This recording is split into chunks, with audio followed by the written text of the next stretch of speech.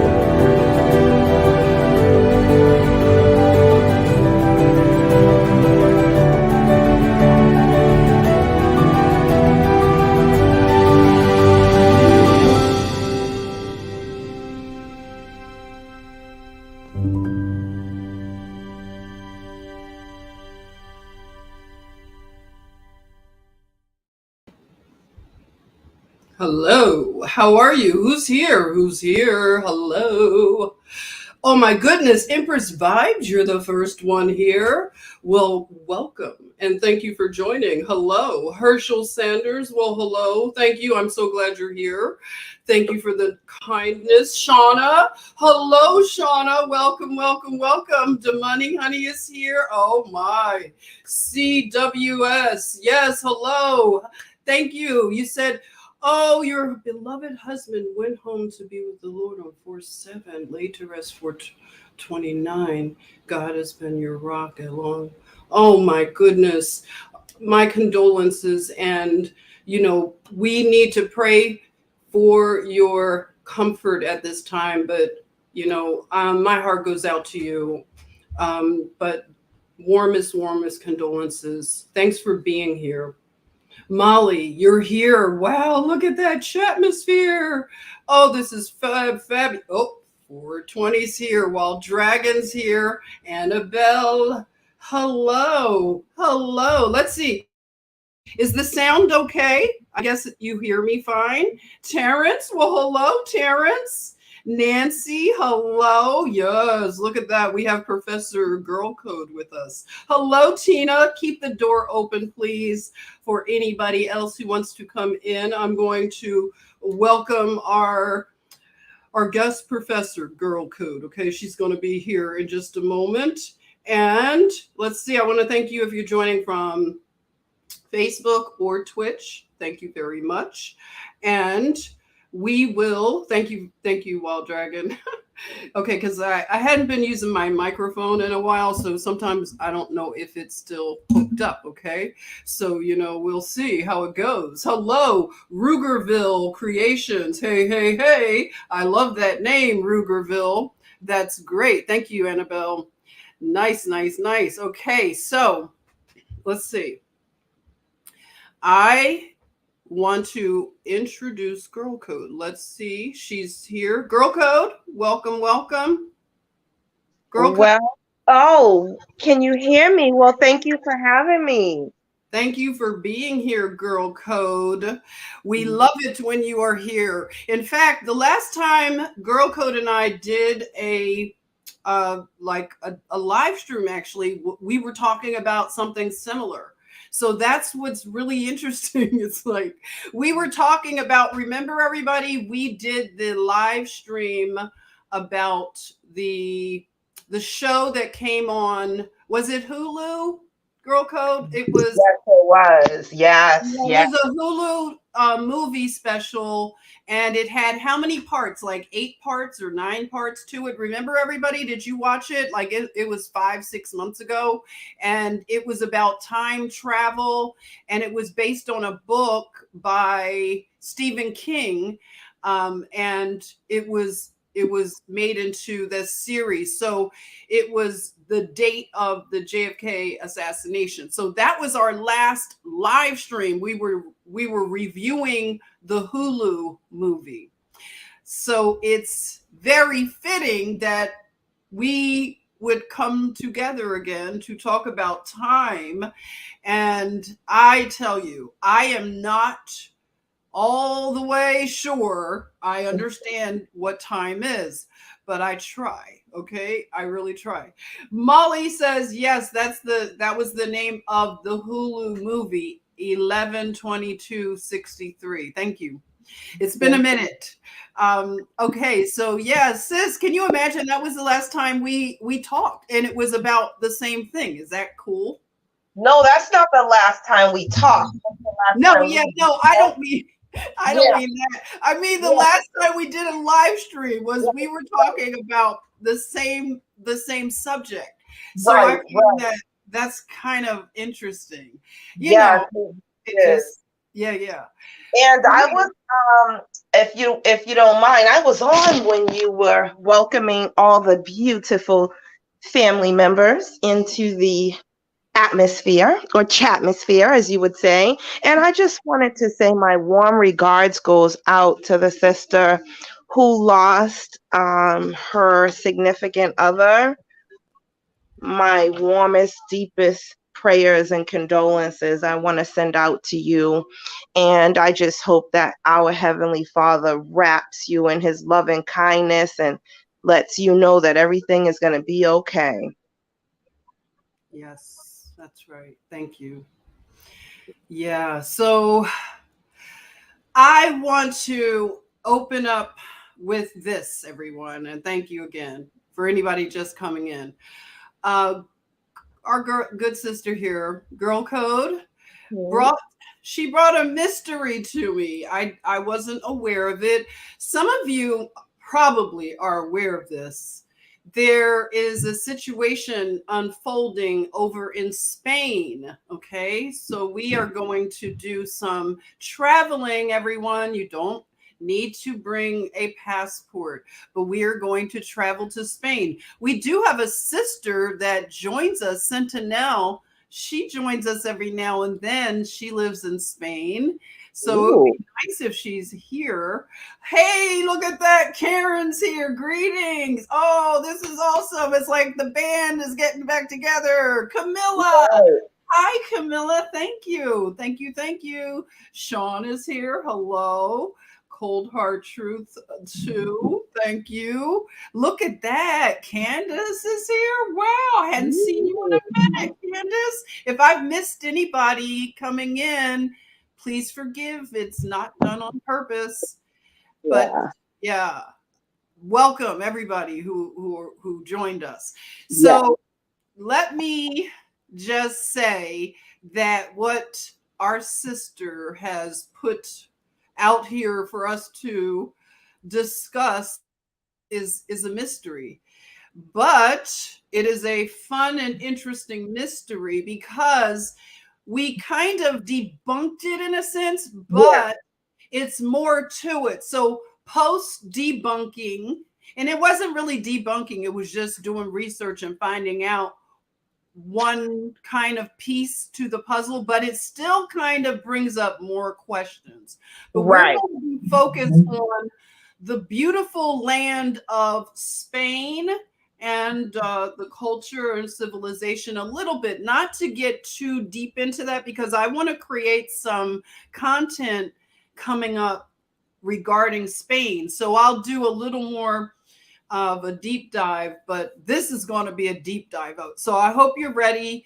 It's going to be a bumpy ride. I want to just, let you all know. I don't mean bumpy that you're going to be, in a slump or anything, but it's a little bit bumpy because it's going to require us to use our brains, okay? Like put our brain cells together and figure this out, okay? Yeah, So without further ado, I want to show you all a gentleman that GirlCode and we are calling him Javi, okay? His name is Javier, yeah, the Spaniard men, this is the real, like, living la vida loca.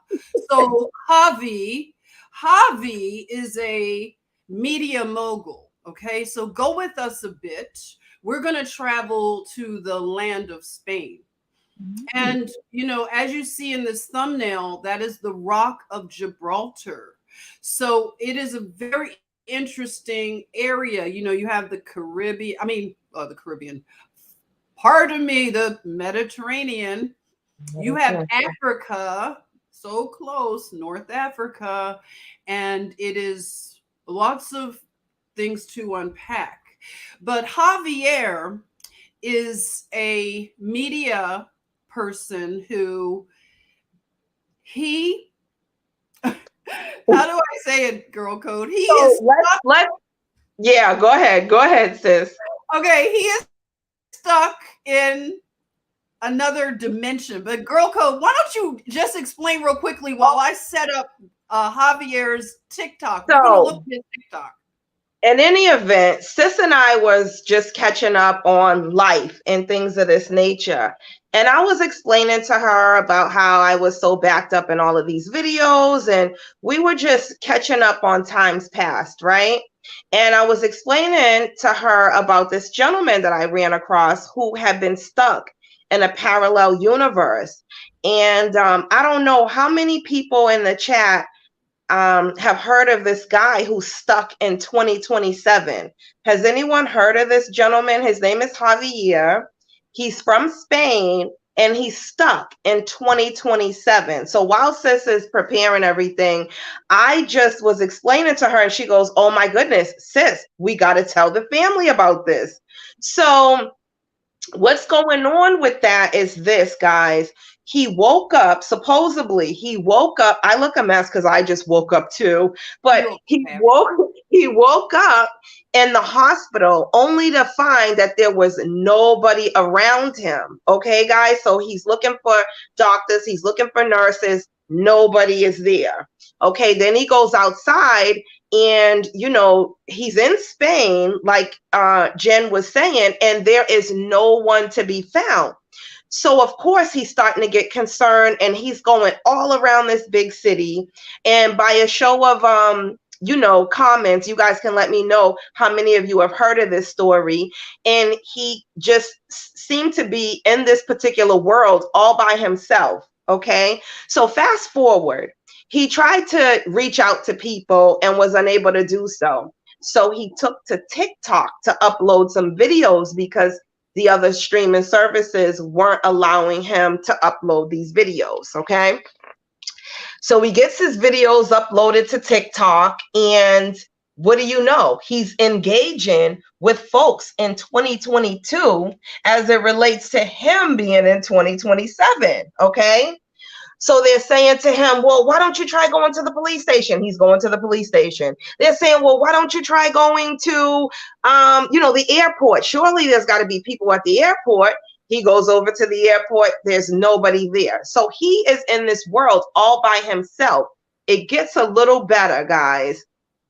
Someone that understood time travel had asked him to leave articles in his atmosphere in his universe, and that somehow there was some sort of portal from 2022 to his portal or where he was located in 2027. So people that were in 2022 were actually finding the objects that he was hiding, okay, in real time. So of course, the newscasters on our timeline had gotten a hold to the story, and they decided to leave some things to see if he could pull it out of our reality. So they hit a book and he was able to go and retrieve this book. And so the story kind of just gets intriguing from there, and the rabbit hole just goes a lot deeper from there.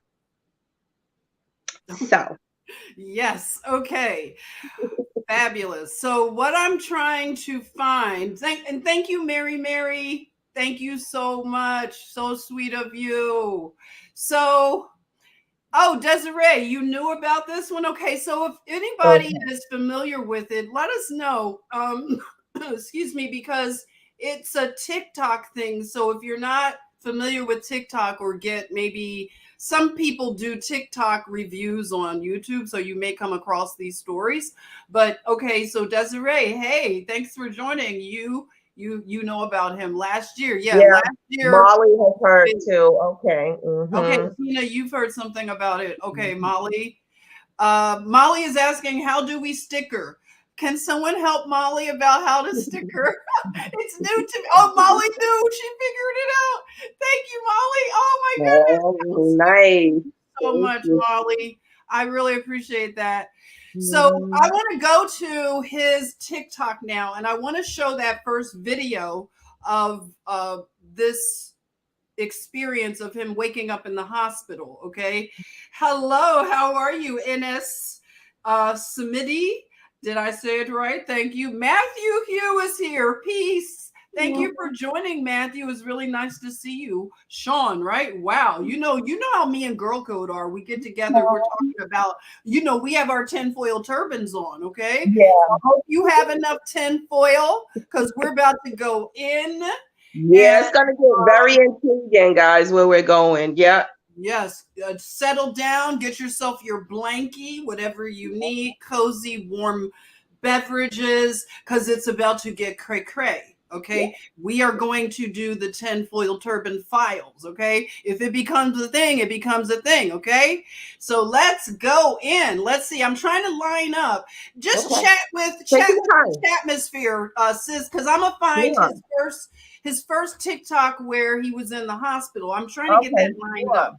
Sure, Okay. of course. Okay. New England Dirt Roadie says he just found your channel and used to watch you on Prime's channel. What Oh, happened to him? He doesn't post on Rumble anymore. Prime is on a lot of different alternative channels, New England Dirt Roadie. I'm sure that you can find him if you just punch up his name and everything. And thank you so much for joining yes. Thank you. JennyEason's channel. Welcome to the family, and we are so happy to have you. Sean is Yes, very indeed. interested because he loves it. So yeah, Sean, we're gonna go down a rabbit hole that I don't think people are gonna quite expect. And of course, coming from GirlCode, you'll expect it, but you're not going to expect all of the different symbolism as it relates to architecture. And as you guys know, that's Jennifer's ballpark, and we are going to really tie in some things and just kind of putting all of our minds together at once. And we even have a couple of exercises that we can all do together, so it's going to be very fun. No one has to download anything. It's going to be really, really cool, and we're all going to learn something, as well as being able to look out for when these things are happening, because guys, believe it or not, they have been manipulating our timelines for a very, very long time. So I want to point out, ways that we could recognize this and what that means, for the future and everything. Okay. So Patrice Good, hi. She says, so glad to catch this and see you. Hi, Patrice. And Karen. Hello, Tamara. You're excited? I'm excited you're here. Raylene is Yes. here. Look Yes. at this. This is Sean says fabulous. learning is fun. He's so cute. Oh, yes, it's fun. Okay, let's make it fun. Okay, so let me stop this for now while I bring the TikTok. I didn't realize, everyone, that I could get TikTok. My daughter talked me into doing TikTok. I wasn't going to do TikTok. I was like, I'm kind of a late adopter to stuff, even though I like this technology. I'm a late adopter. So here we are. The name, if any, we have Karen, our Spanish speaking brethren and sisterin. If I mispronounce, Does our sister speak Spanish? Wait, our sister speaks Spanish, Karen Scott? Karen, yeah, Karen is Oh Karen my is God. that's Boricua right there, right? I Is didn't Karen's even know Boricua that. and a little bit of Cubano, right? Cubano Okay. too, right? Okay. Yeah. So if I say anything wrong, like okay, all my Spanish speaking people, please give me some grace Okay. because I have issues. I have issues to say things 100. Okay, so this channel. Wait a minute, hold it. Let me get my notes. You know how I am with my notes. Hold it, hold it. Um, okay, I'm still here. I'm just grabbing my notes. This This channel, if you want to check it out, this is a man on TikTok. He is also on YouTube, and he goes under Unico Sobreviviente. Okay, did I do okay, everybody? All my Spanish speaking brethrens, That was good. sisterins, did I do okay? Okay, I'll try to be better with it. Okay, so let me open up this. Now, this is new, this TikTok. I think this is the one, the first one. And I may have to turn the music down so that I don't think we need the music, but some music will get the channel dinged. Okay. So just try to, are you able to see it now? Are you all? Okay, guys. So, yeah, we can see it. This is the outside of the hospital that he's walking into. This hospital in Spain that he woke up and found that he himself was the only person in this hospital. Okay. So as you can see, you know, there are no doctors, there are no nurses, you know, on every coordinate, there's just no one to be found here. And what is this? This is another angle of the hospital, I believe. Yeah. This is his. Yeah, if you guys can read the hospital, like you can see that this is his discharge paper. No, not discharge, paperwork. He looked up his paperwork, right? Right. Okay. Right. Mm-hmm. And, you know, a lot of people, it's really beautiful here in Spain too. And people have actually been speculating, and we love you too, Jeff. Yes. People have actually been speculating as to what was going on here. Is this some sort of metaverse? Is this some sort of trick? You know, because your mind kind of wants to reason for why this is happening.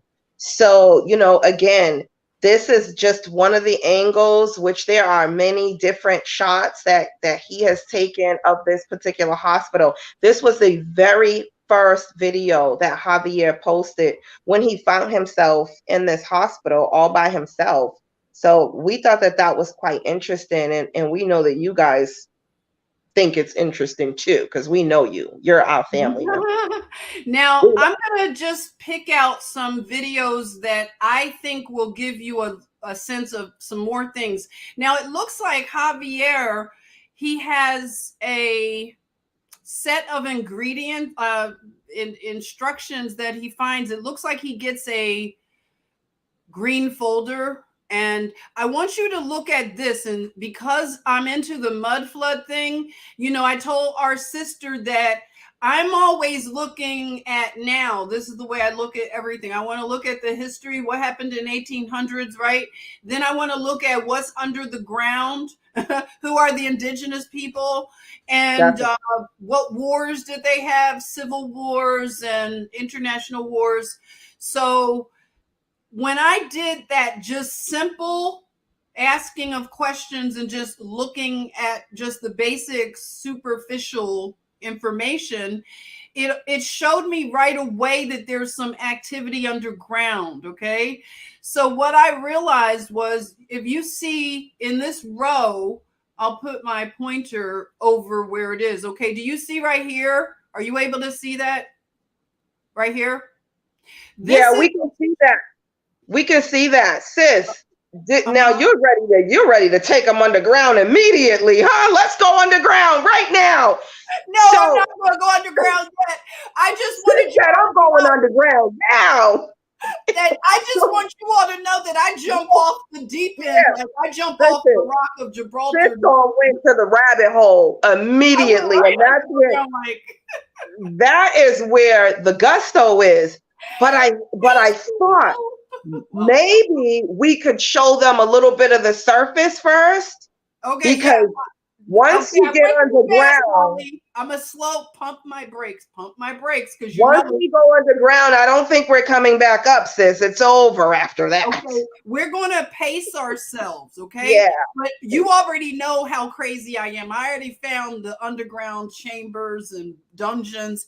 So, Oh, okay, yeah. I go right straight there, okay? She So, found under anyway, there. let's go to tell them about some of the weird things. Let me go to some of his Okay. videos, okay? All Like right. So, weird things that people that are sure. engaged in this, whatever you want to call it, Right. what do you So want to we'll call it? just pick a couple of more surface How videos about a before we go underground. supermarket?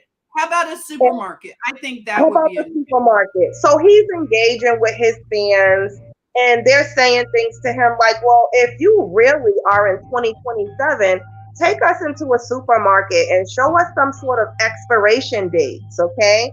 So he gladly, upon command, goes into these supermarkets where there is nobody in sight but him.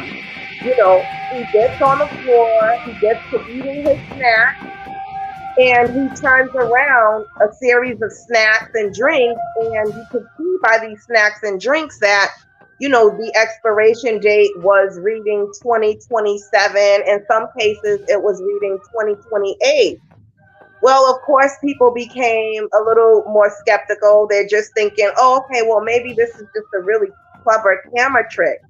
So they're asking for him to go inside of an airport. You know, surely there's got to be a lot of people at the airport. There's always people at the airport.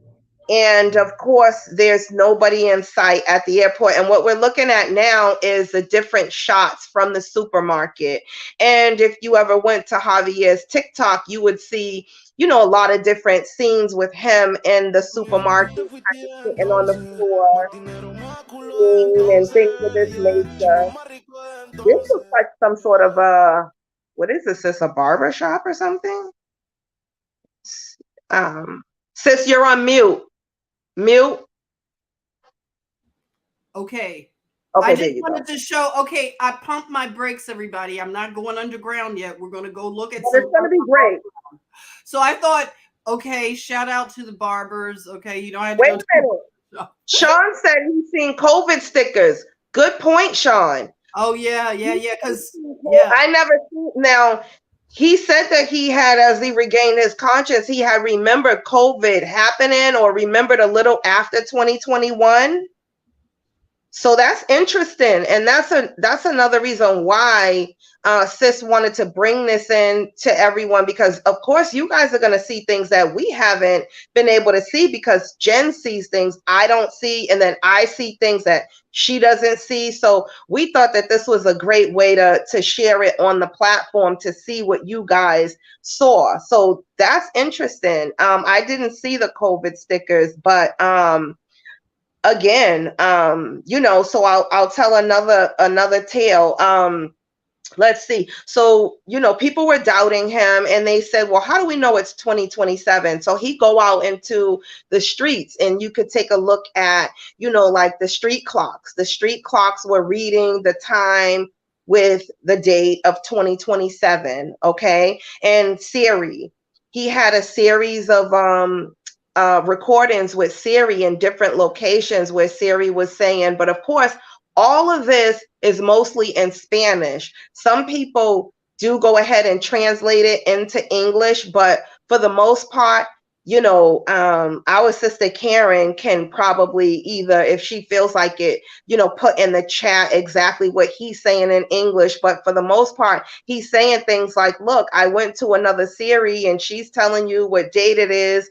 He's going to you know, random computer stations and they're reading 2027. So I just wanted us to get the gist of, he's everywhere on the surface, guys. He went to a zoo. There are no animals inside of this zoo. He's walking around everywhere in this zoo. I mean, someone really got cute and was like, well, if you're really by yourself, go to the Mercedes dealer. Some shallow person, right, guys?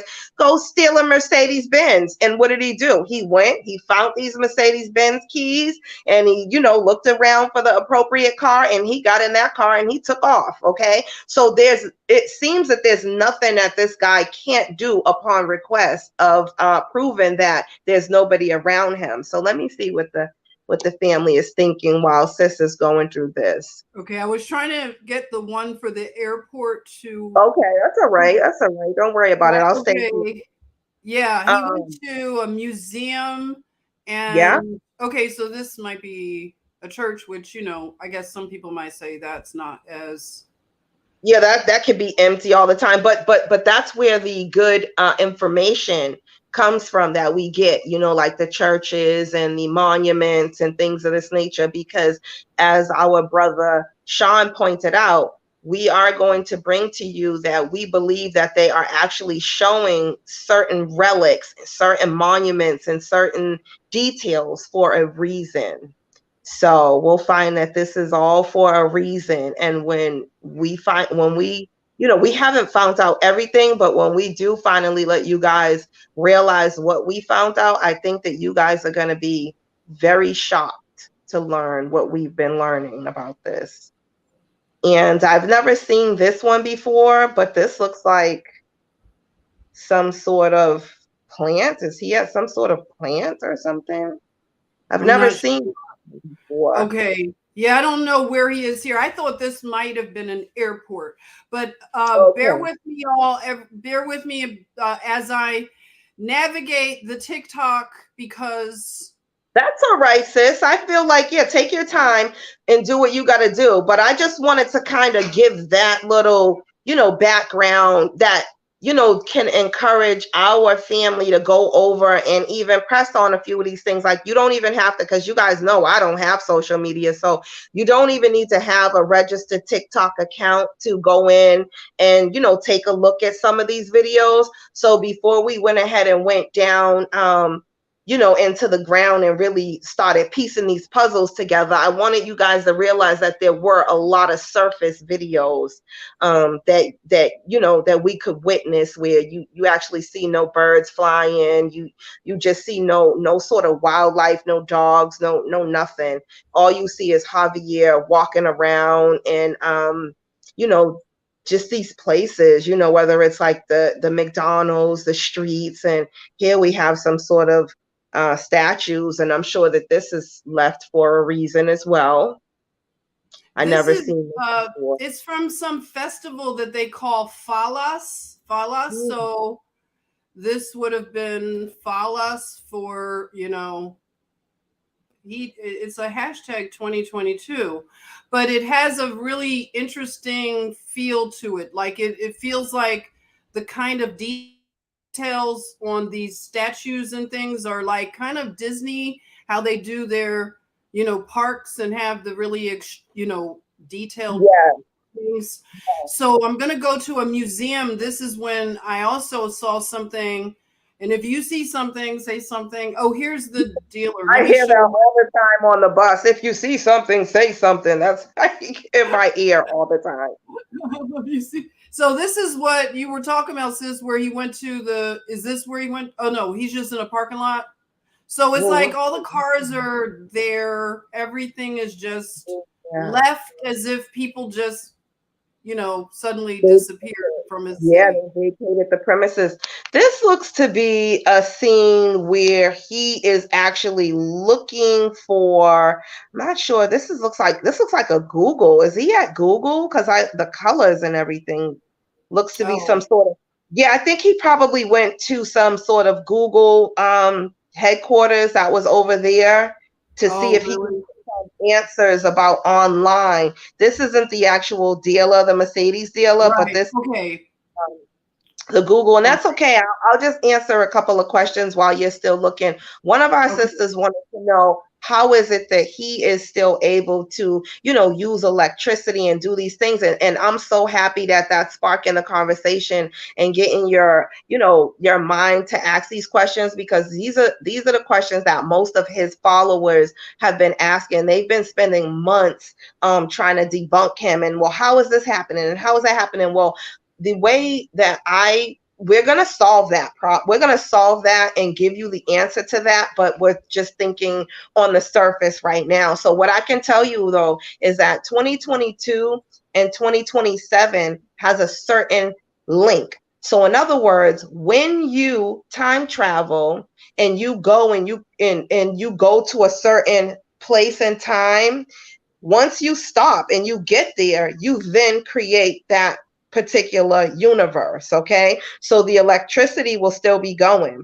There'll be no need to cut the grass, because it won't be like, I Am Legend, where Will Smith was in I Am Legend. So you had all this overgrowth because he was constantly in his particular realm. He was on the universe in his timeline. So of course he would be there to witness, the grass needing to be cut, or I should say failing to be cut. So water is still continuing to run. Electricity is absolutely everywhere. Okay. So that's one of the things about this particular universe that has been created. Everything is still working. And of course, the electricity is still working, because you need that kind of technology to actually, time travel.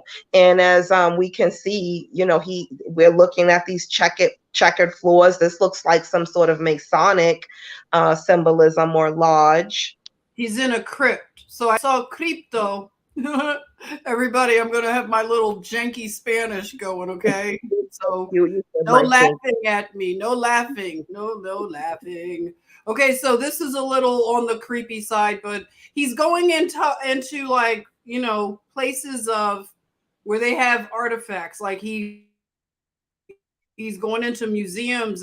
I mean, I don't know how you feel, but I get like, I don't know. I wouldn't want to hang out here too long. Right. One of our brothers asked another question too, to say, why didn't he ever go live? And guess what? He has went live, brother. So that is something that he has done too. So, it's one of those things where, every time you find a legitimate question to say, well, why aren't you doing this? Or why every time when you're outside it's daytime? Then he'll start to do things and trip up everyone and go out at nighttime, So it's like he has went live several times, and he's able to communicate with people on our timeline, guys. So that's crazy, isn't it? Okay, so we're ready when you are. There was one that I was telling GirlCode about that made me instantly go into the whole, the whole thing. Now, they're big into sports with their soccer, football, as they call it. So he's at I guess this doesn't prove anything to people, but he's just going to different places, like GirlCode said.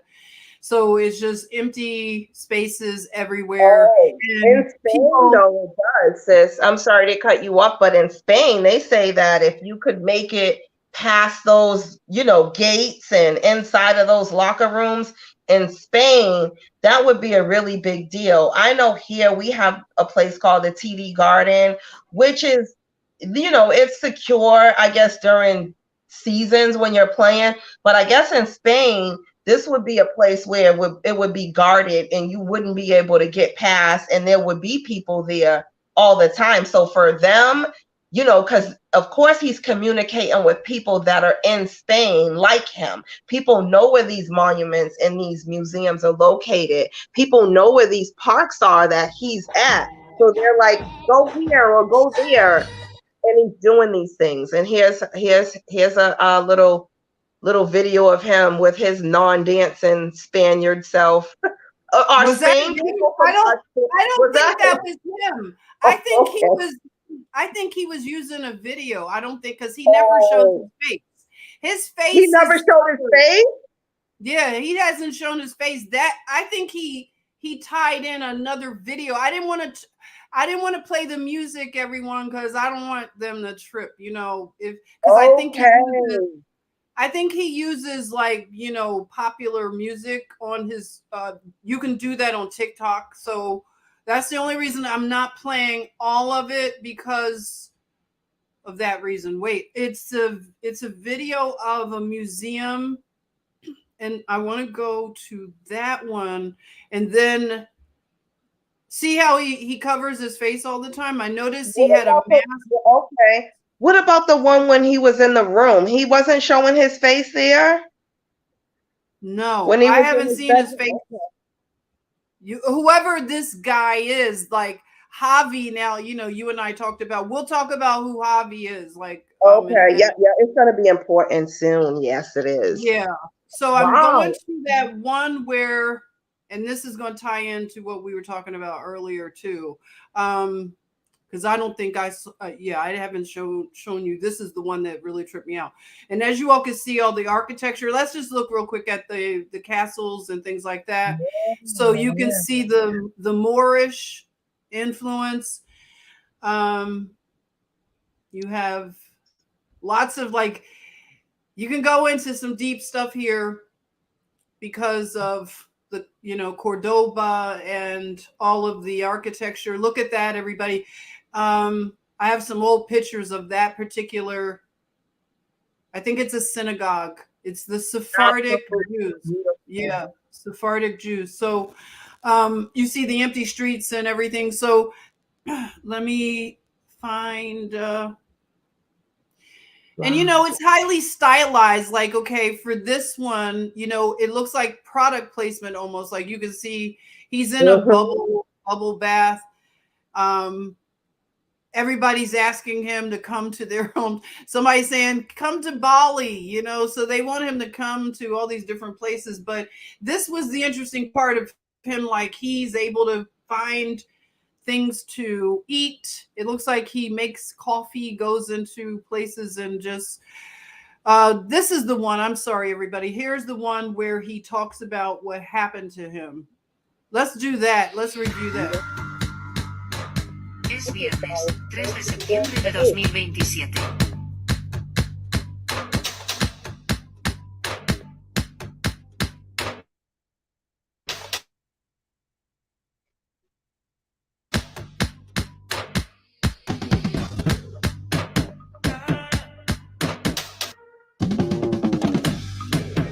Solo sé que me llamo Javier, lo encontré en un informe médico donde me explican que soy un experimento y que me enviaron de 2027 a 2021.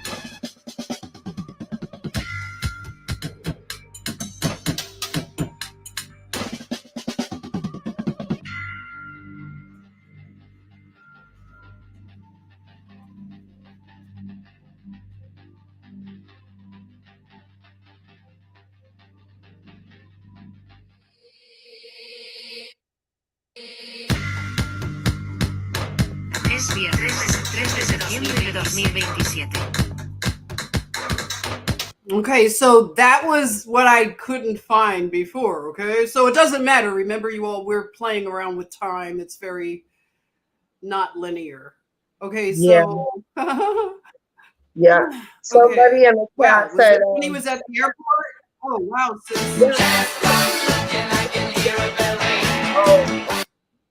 Yes, on a plane. Is that plane? My. Oh no, it looks like a lobby. It looks like a lobby.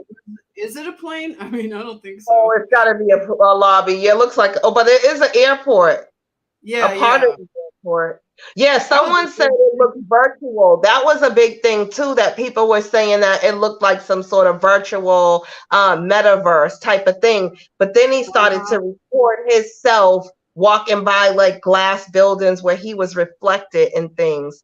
But yeah, I never saw this one as an interesting one. So this is the airport. Now, I tell you, sis, can you hear me? I can. I didn't turn my video. Okay. Sometimes I have to turn the mic off so I don't hear echoes. But I can tell you that I saw the weirdest things like this when I was traveling up to New York, everyone, to work during the pandemic. When I went to New York City, Right. and the airport in Atlanta was like this right here, and it was weird because when you looked at the scheduling thing, it was only one. Okay, for anybody who knows Atlanta's airport, if you can imagine the scheduling in the major areas, only one panel was lit. One. The other panels were blacked out. It was the weirdest thing to witness. And then the airport was empty. It was just us getting off the plane, the only people moving about. And I've never seen Atlanta's airport like that. So that was something weird, you know. If you were out moving around in 2020, like when the lockdowns really started hardcore, it was so dystopic, you know, because I was moving about, I had to work. So when I went to New York, that was when it really hit me because I could go to Times Square because I was walking, going places, you know, to get food or whatever. And it was empty. New York City, like it was a ghost town. And, you know, I can't explain what that's like. It was very weird. So, you know, this is a little bit interesting to watch him filming, and just the fact that it is a strange feeling.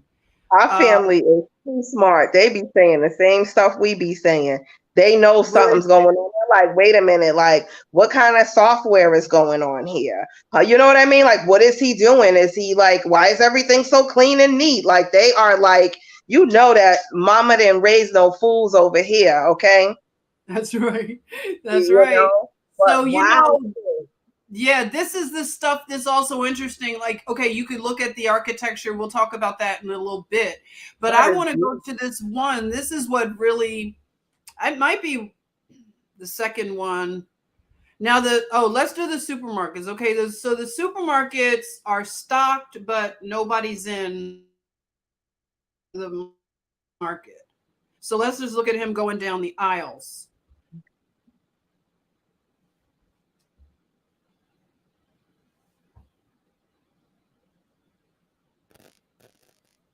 And you know how long are TikTok videos? What is Oh, your limit? maybe 15 seconds, maybe. Okay. I think about maybe 15, 20 seconds. I don't really know. Maybe someone else would know. But I know that this is very interesting. I can't wait for us to go ahead and crack this code on them because it certainly isn't what it seems. Definitely it isn't. And this People is are asking him to break things. see They're how like to it's interesting to see how people respond.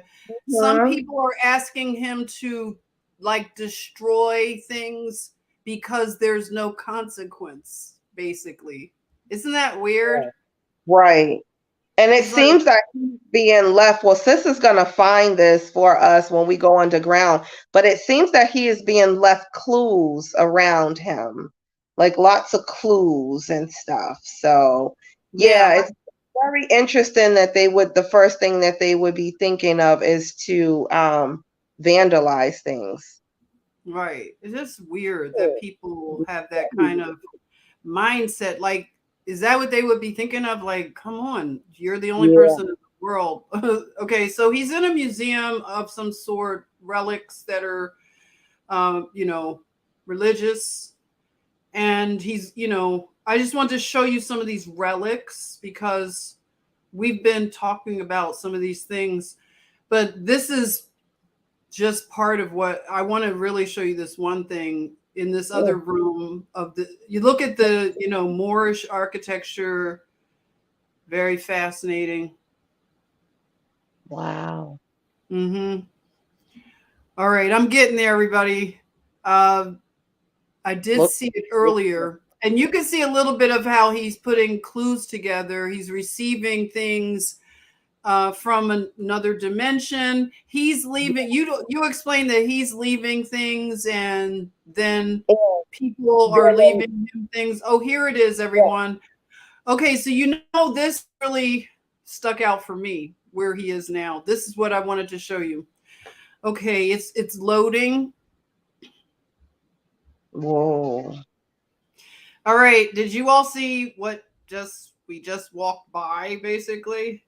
But I want you to look at all of this. Like, this is what I was talking about, sis. Really pay attention to these robes inside this. My God.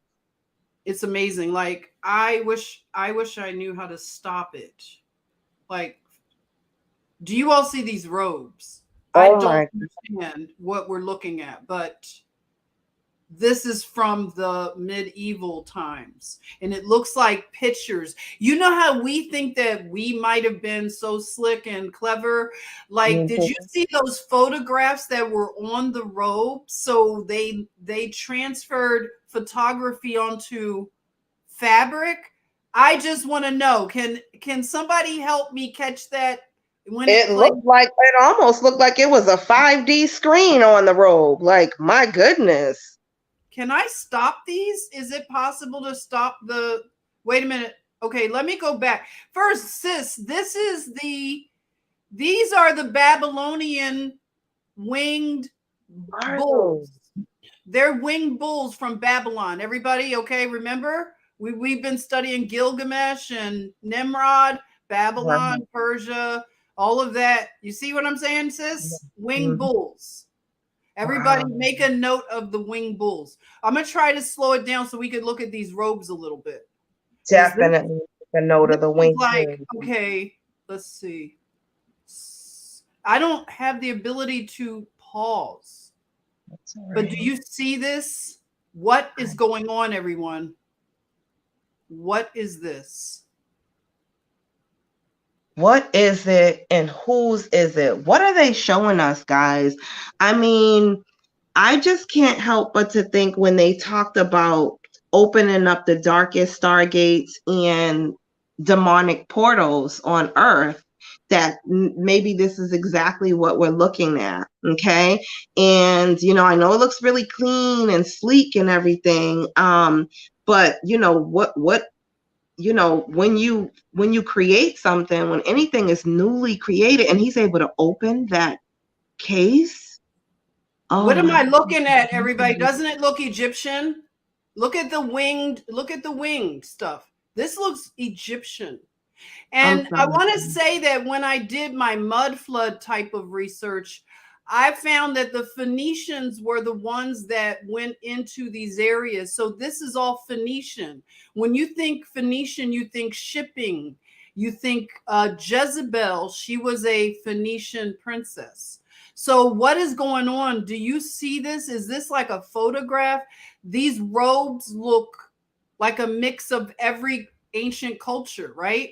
I see lotuses. I see Egyptian looking things. I see aircrafts with wings on it.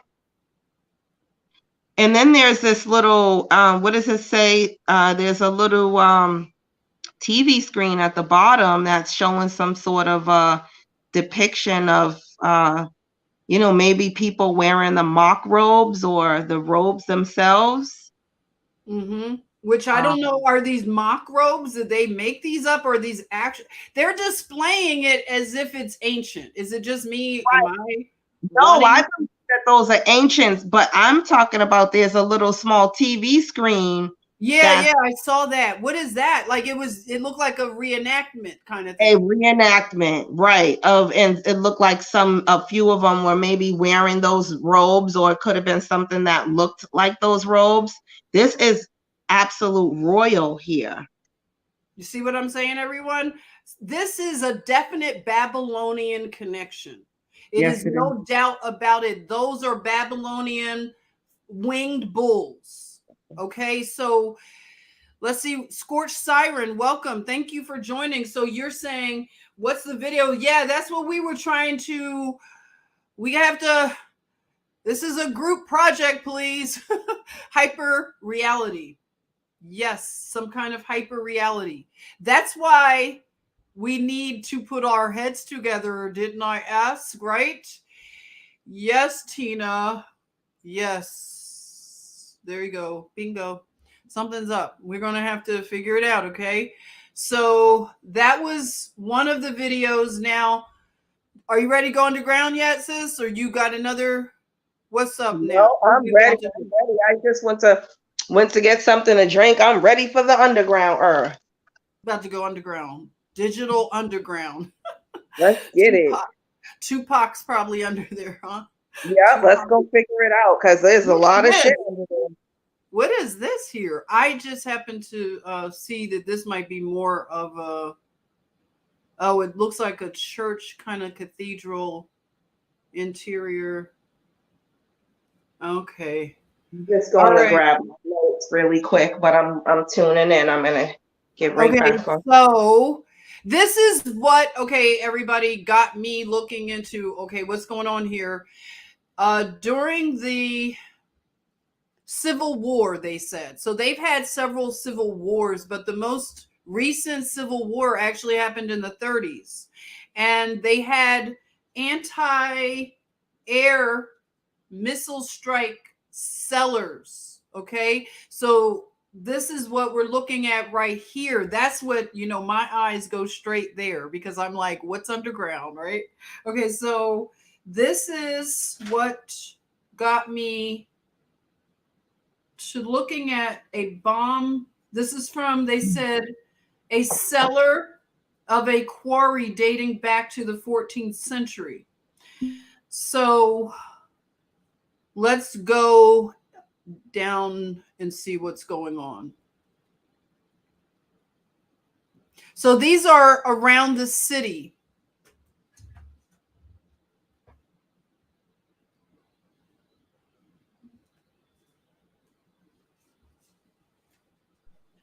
Yes, they have these bunkers around the city, and I think there's a little over 200 of them. And each one of them can fit, what is it, upwards to 2,000 people, sis? Yeah, I think, I'm going to grab my things I wrote down about these underground bunkers. But what happened was they left this area basically left to ruins because, oh, look, he finds a clue. You saw that, right? Okay. Mm-hmm.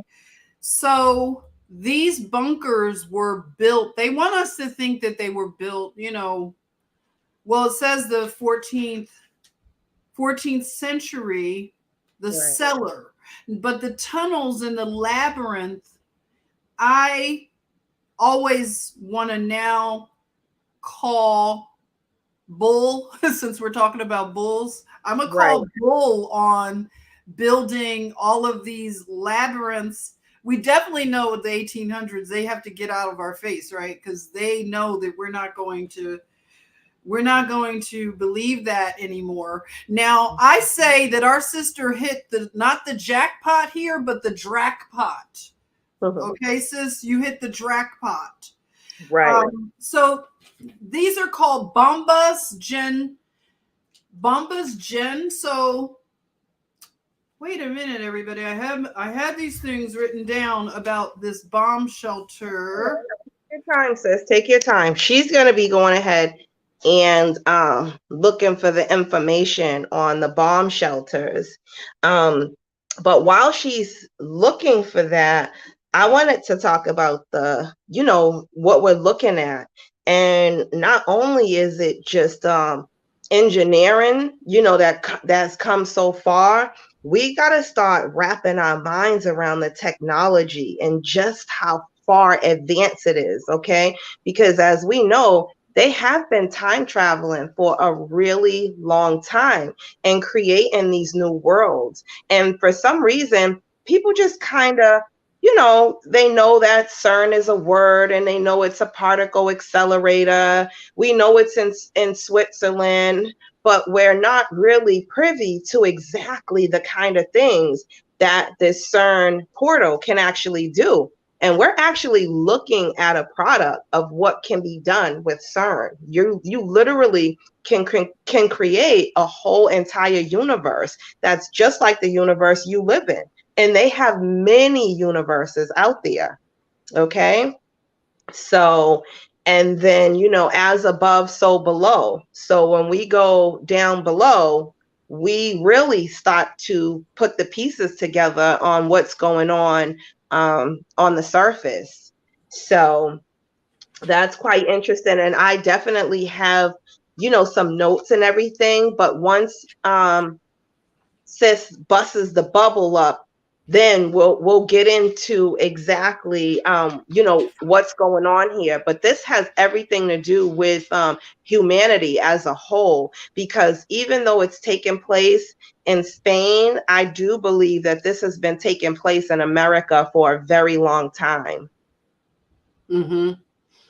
So I want to go into, this is another one. So these bomb shelters were set up in the city, and I'm going to go to the site where the bomb shelter information is. So just, you could keep talking, sis. I'm just going to go to their website.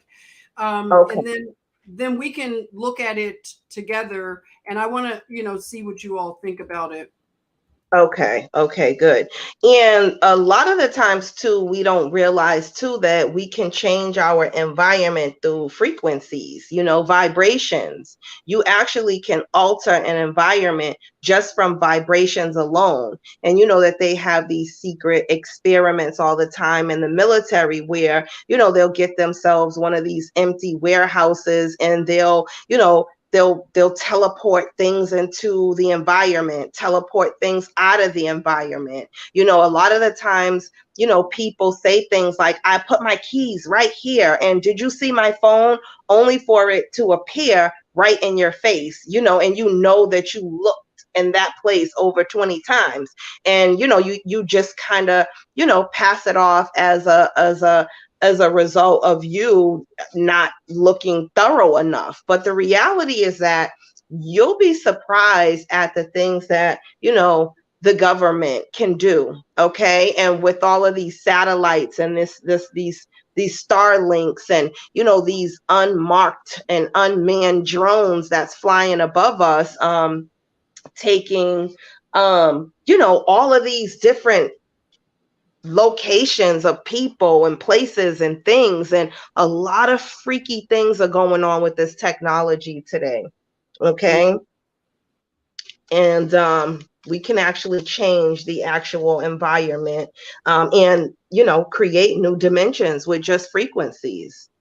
And I'm going to explain that a little further, but my notes, I can't go too deep in them, so I'm just going to talk just off the top of my head, because once I start getting into the notes, then we'll start cracking the code. But all of this has to do with perception management. They want us to perceive that things are a certain way. Okay. And that's what they're in charge of. Okay. And if we, start to get close, then they'll try to redirect us and look at the world as they want us to believe that it really exists. And so. Okay. I couldn't go on to the TikTok account, so I went to their website. Okay, so I want you all to see this art center, and I want to get a feel for what you're thinking. So this is called Bomba's Gen Center of Art. So this was left as a ruin after their civil war, and it was turned into a museum. So this is where they have the shelters beneath the structure. And something's very interesting that we're looking at right here. If you want to go and help figure this stuff out, this looks like something very primitive, like in terms of very rich soil of some sort, and it's in their garden area. And it's interesting because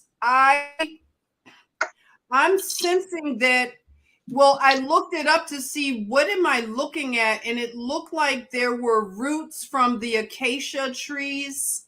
And I was like, why are they exposed like that, in terms of the root system?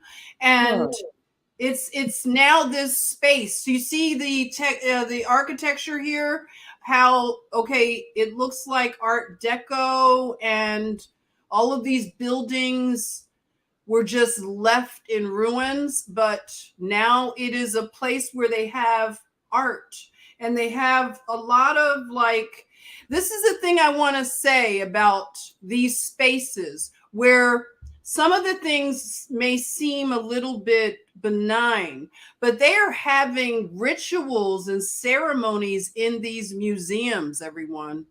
And it's kind of masked as, they'll say, oh, we're doing some interpretive kind of thing. And they even bring a lot of children from schools to museums. And one thing that I saw with this space is they do a lot of things where it looks like ceremonial kind of things, you know. I'm trying to explain what I mean, but you know what I mean. Like they may have some kind of movement, class movement. So they mix all of the arts, the dance and everything. So you see, and look at this right here. This is showing you that it's basically, you know, they want to remind the people that, hey, everybody, you can come to the museum, but don't forget there's stuff underground too.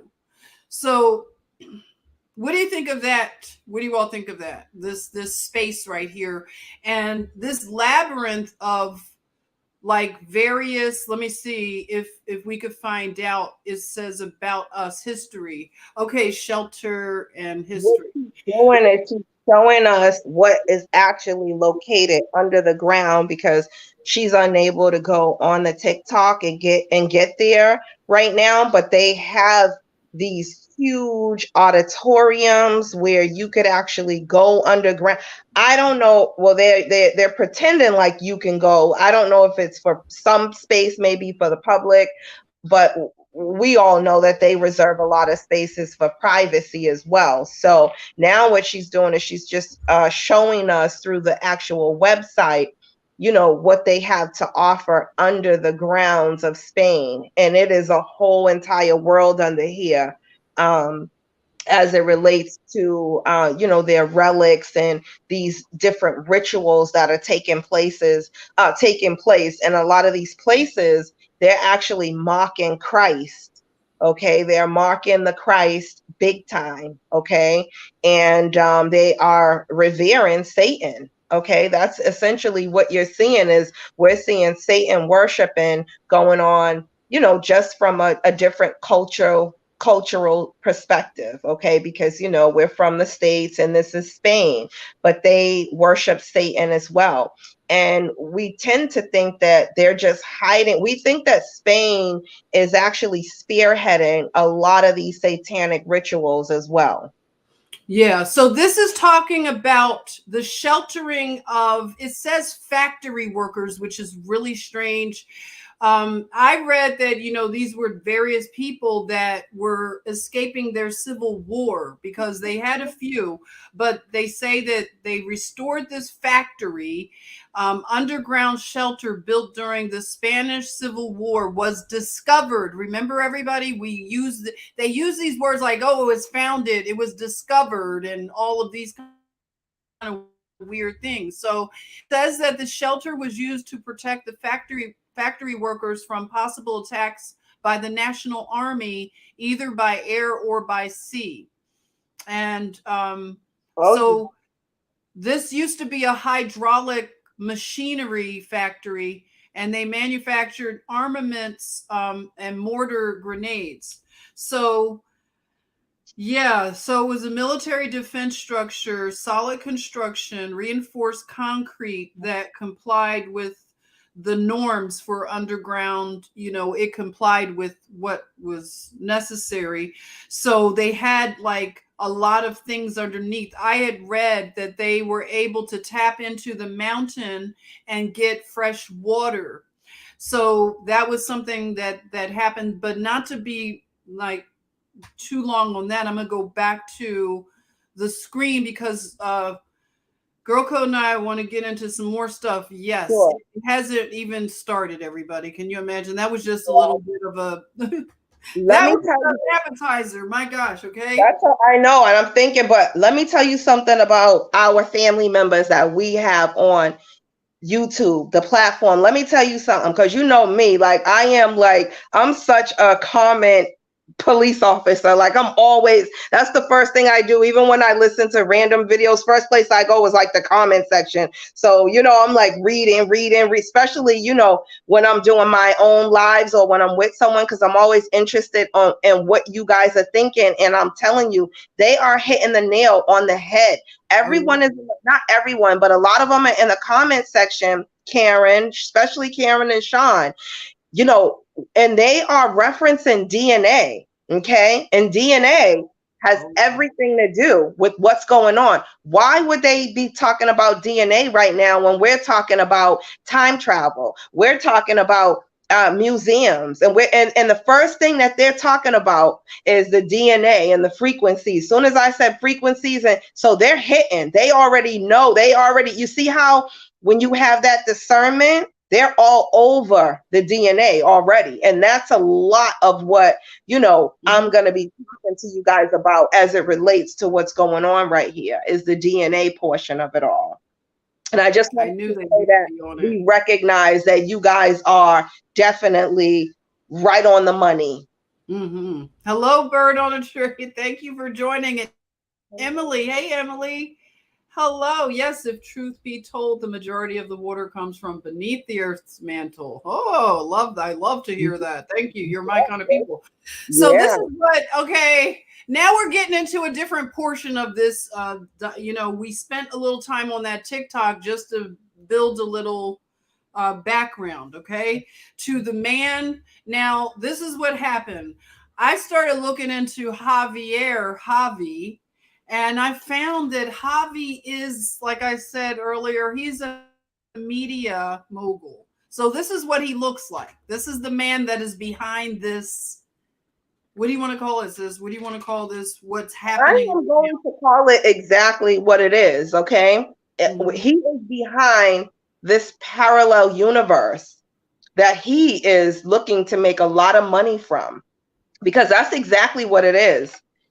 Sis has found the man behind this mock territory of Spain. And as you guys know, China has been making mock cities and, mock countries for a really long time. Okay. They even have a whole entire landmass where they have all of Washington, D.C. I mean, they have the White House, they have the Pentagon. So he is the face behind the mock territory of Spain that we see, this particular universe. And so sis is going to tell us a little bit more about Javier.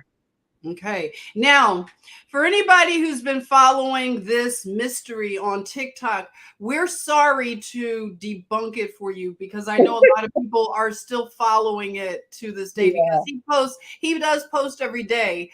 But, we found the guy behind it. His name is Javier Perez de Silva. Okay. So Javier, he founded a media company in Spain called Beta. Okay. Now that right there says a lot. Beta is the name of his company, but it was actually bought, or I guess you could say one of those kind of mergers with another bigger company. Okay. So it got even bigger. So Beta, always to me, I think of testing and experimental. In other words, if you have other words, when you hear beta, can you drop in the chatmosphere a word that comes to mind when you hear beta? Right. So this is the man. They say that he's been in television for over 30 years. He was obsessed with, just what was he? Non-scripted television. Okay. So he was the former CEO of Fremantle Media Spain and the CEO and co-founder of a production company. And he was director of programs for El Mundo TV. And he has a team of people, everyone. Okay. So we're talking about over 30 years in the media, international media market. Okay. So he's no lightweight. So this is where I found that Unico Sobreviviente is a science fiction adventure in the genre of thriller. You can see the amount of episodes. So it says it right on Beta Entertainment Spain's website that this is The Lonely Survivor, and it is a series based on the phenomenon of this at Unico Sobreviviente, born on this. Do you hear the language? Born on TikTok. Born on TikTok. I just want to say it again and tell the story of Javier, who Sis and I call Javi. Shout out to you, Javi. We see what you're up to, boy. Okay, so a young man who wakes up in a hospital in Valencia to find out there is no one, not in the building nor the neighborhood. The whole city is empty. Desperate, he begins to roam the streets in search of answers for the massive disappearance. With hope of finding someone else soon, he will begin to believe that he has traveled in time and is in 2027. From there, the real adventure begins. So you all can go to Beta Entertainment Spain. This is their website. So you can see, you want to call them up. You got that kind of plan on your phone. Here's their phone number, okay? Yeah. Hit them up. Ask them what's up. Yeah. So let's look at the mud flood. Let's mud flood, everybody. So here we are. Look at the architecture. We're going to Spain right now. And I want to tell you, if anybody, I have not traveled to Spain, okay? But I've wanted to. Spain, and for all of our Latin, whatever you want to go by, Latin, Hispanic, what? If you know, whatever, let us know. But as a whole, I would say that this here is the source of all Latin culture, whether you want to believe it or not. Spain is a place that should not be ignored when we are trying to piece together some very big pieces of this puzzle with history. Spain is, I mean, I'm going to be spending a lot of time doing some deep dives in Spain. And I knew I would come around to Spain, but I didn't know it'd be so soon. Sis hit me with this thing, and then it took me right into Spain, and it like I went underground, like, you know, I can't, like, I can't shake and it. that's where all of the discovery has come from, mostly too, is underground. And I didn't even think that the underground was going to be as fascinating as what I was seeing until you took me underground, and I was like, whoa, wait a minute, you know what I mean? And I just want to say, before you go ahead and get into that, if I may, that you know, no one can understand that, like, these movie makers, and I just want to point this out to you guys, have been creating movies on different parallel universes for a really long time. So because Javier took to TikTok, it led us down some, you know, fortunate rabbit holes where we could kind of figure this out. But if you thought about the movie sets, how vast they were, how, you know, how could you have a movie set to just totally destroy like 5 cities with car crashes and all sorts of things that's burning? And you know what? I'm led to believe that these movie makers have been creating parallel universes, shooting movies in these parallel universes, and then we watch them on this timeline. And I'll get into that a little later. That's deep, everyone. Now, what you're looking at right now, this is Spain, yes. Now, again, for anybody who's new to the mud flood conversation, one of the things that they can't debunk is architecture. That's why we harp on architecture, because you can touch it, you can stand on it, you can lie on it, it's tangible. So when they have confused these errors of time and these civilizations to make it look a lot disjointed.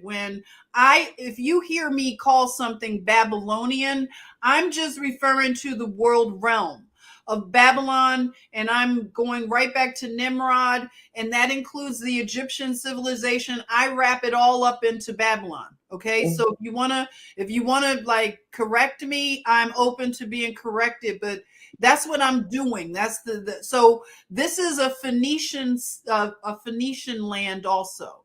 So you think of, look at these columns. You look at, it looks like Greek, Roman, it's all in Spain. They're everywhere. When I went to look into Scotland, it's all in Edinburgh. This is all through the earth realm, and people cannot give good answers to it. But the one thing about Spain that is unique is that you have the influence of something that's otherworldly. You have the influence, they say, of Gaudi. Wait a minute. Let me get it correct here. Antonio Gaudi. Now, when you look at this type of architecture, it looks like you have dropped down into a rabbit hole like Alice in Wonderland. It's very fantastical. So if you're in any city in Spain, if you're in Valencia, Barcelona, if you're in Madrid, you are going to see the most amazing. If you're in Portugal, you are going to see the same Moorish influence.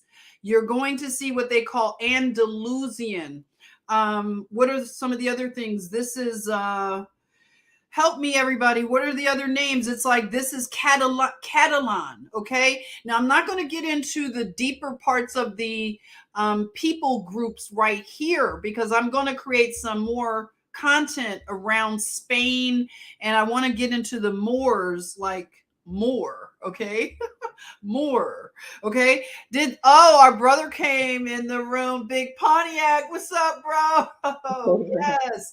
Welcome. Big Pontiac says Roman style arches, fractals should be the emphasis. Oh, now you're going to love Big Pontiac. I want you to meet our sister GirlCode, Big Pontiac. You guys are on that deep level. Look at that. So you see how our brother, like, he comes right in with the, like, he's dropping the gems. Okay. So another thing that is common in the underground of Spain, you hear the word cellar. Now, if you grew up in the United States, in the northern regions, you were used to cellars.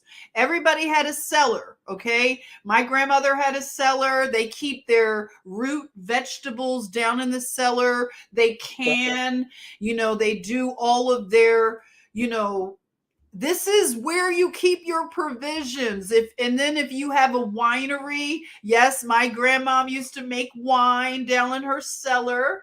Yes. And there is a big connection to wineries also. So cellars, think of that. Okay. Get into that mindset. And also from this part of Spain, you not only have Antonio Gaudi, did I say it right? And you have Pablo Picasso. So you have some pretty big hitters coming out of Spain, okay? And they're coming out of a place called Malaga. So that area, Malagas, it's going to be deep, okay? And I want you to hold on to your tinfoil turban, because it's going to be a bumpy ride, okay? But I'm not going to get into the really nitty gritty, because I can't even show some of the images that I've come across. That's how deep they are. I'm going to have to make a video where I post it on Telegram and some of the alternatives, because I know YouTube will take this down if I show you all the images. So I cannot show you them on this platform. So don't get upset when I use the term gypsies, because that is what is, in the history, they use the term gypsy. I know it's a touchy word. Like if you're in different places, like when I lived in LA, people use that term gypsy as like a way to put people down. And it is a touchy thing, but I want to understand what gypsies, what the whole thing about gypsies. If you want to drop it down there about gypsies, I've always been called a gypsy myself. Okay. My family calls me a gypsy. So I'm not offended. I'm like, okay, I'm the family gypsy then, whatever. Right. Yeah. So you see a lot of the stonework, and it's like I said, it's otherworldly. It looks like something from, I don't know, like, sis, it gives me Alice in Wonderland vibes. It gives me sort of Dr. Seuss even. And now Antonio Gaudí, they say that, or Salvador Dali. So we're talking about Gaudí, Picasso, and Dali. Now, with this particular structure right here that we're looking at, in terms of Antonio Gaudí, he designed it, they're saying. Okay, so he was born in the 1800s again. He was Catalan, which is the Catalan people. It's a Romance ethnic group native to Catalonia, and they have their own, it says they speak Catalan. So this is the area of the Pyrenees, the Pyrenees, and they call it Orientales. So there's some real connection to I'm not going to jump too far, but we'll get to that. But Gaudi, they said he designed his architecture almost like what I told Sis was, this looks like it might have come out of a 3D printer, right?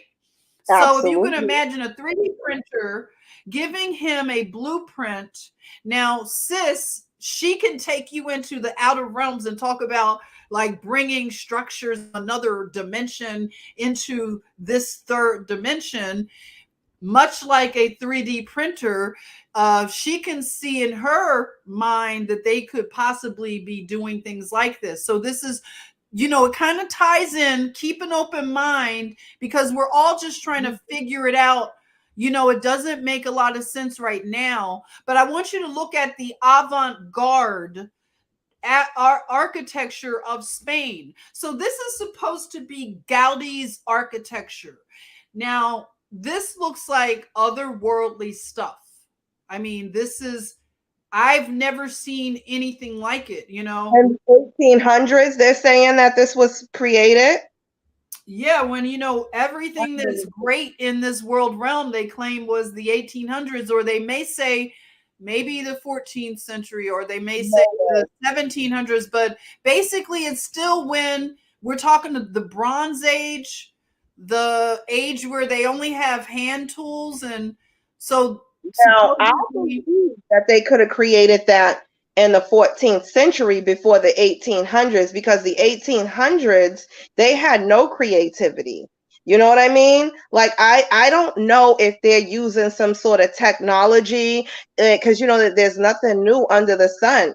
And I think that they had 5D printers back then, So, and somewhere along the lines it was lost. But in regards to them building this structure in the 1800s, I'd say no way. I know, right? It's an insult to your intelligence. Hello, the Widow's Diary. Thank you for joining. Oh, that's so nice. So this architecture, again, now this is a little bit closer up of the, architecture. So what do you all think when you see this type of architecture? What type of words that comes to mind? Oh, Scorched Siren, you're here today. Hello. I've always been called the little gypsy. Oh, so I have fellow gypsies here. Yay. The ones that were called gypsies. We just like to wander. But yeah, I wander. Yeah, that's why they call me a gypsy. You were called. Right. So all that wander are not lost, right? Who said that Right. famously? So you've been called a little gypsy, but my parents used to always say not to wander off when we were kids, or the gypsies would get you. Oh my gosh, yes. Oh, That yeah. is exactly what we would have to do in Philadelphia, because there were like a group of people that would drive around Mount Airy, you guys, in Mount Airy back in the 70s. If we were playing outside, we had to be careful certain times because people would drive down the driveways, and like we always heard that you could be taken or something. I hate to say that, but I'm just saying I've heard that before, okay? I know. Hey, I believe in it. See, we're not warning the children of these things anymore. You know what I mean? But I believe it. I believe it has a lot to do with yeah, it does look alien with soul scalping though. We're gonna get into that. Let me know when I can get into that portion after the buildings and stuff. But Okay. this architecture is out of this world. I've never seen anything like it. Isn't it crazy? So this Crazy. is, to me, it reminds me of Angkor Wat too. Like in Cambodia, it looks like the temples with the really like it's rough spires. In fact, when I was a little girl, I used to have a recurring dream. It seems like I don't know, when I look at this stuff, it reminds me of this recurring dream that I would have as a kid. It's really strange. It's kind of like giving me like a deja vu type of feel. I can't explain it. So look at the intricacy. Like we're supposed to believe that the Bronze Age, Iron Age people made this. I just laugh now. So this is very Seussical right here. So what do you all think when you see this very avant-garde, modern architecture in Spain? It looks very, what I think Dr. Seuss with this. What are you all thinking? Hey, looking. You said your career is 17 to 30. You worked for Trump's castle's crazy gypsy free spirit life. I love it. Now pieces come together. Great. Oh, thank you, looking. So glad you are here. Yep. Yes. Nancy, Gowdy had a very imaginative mind.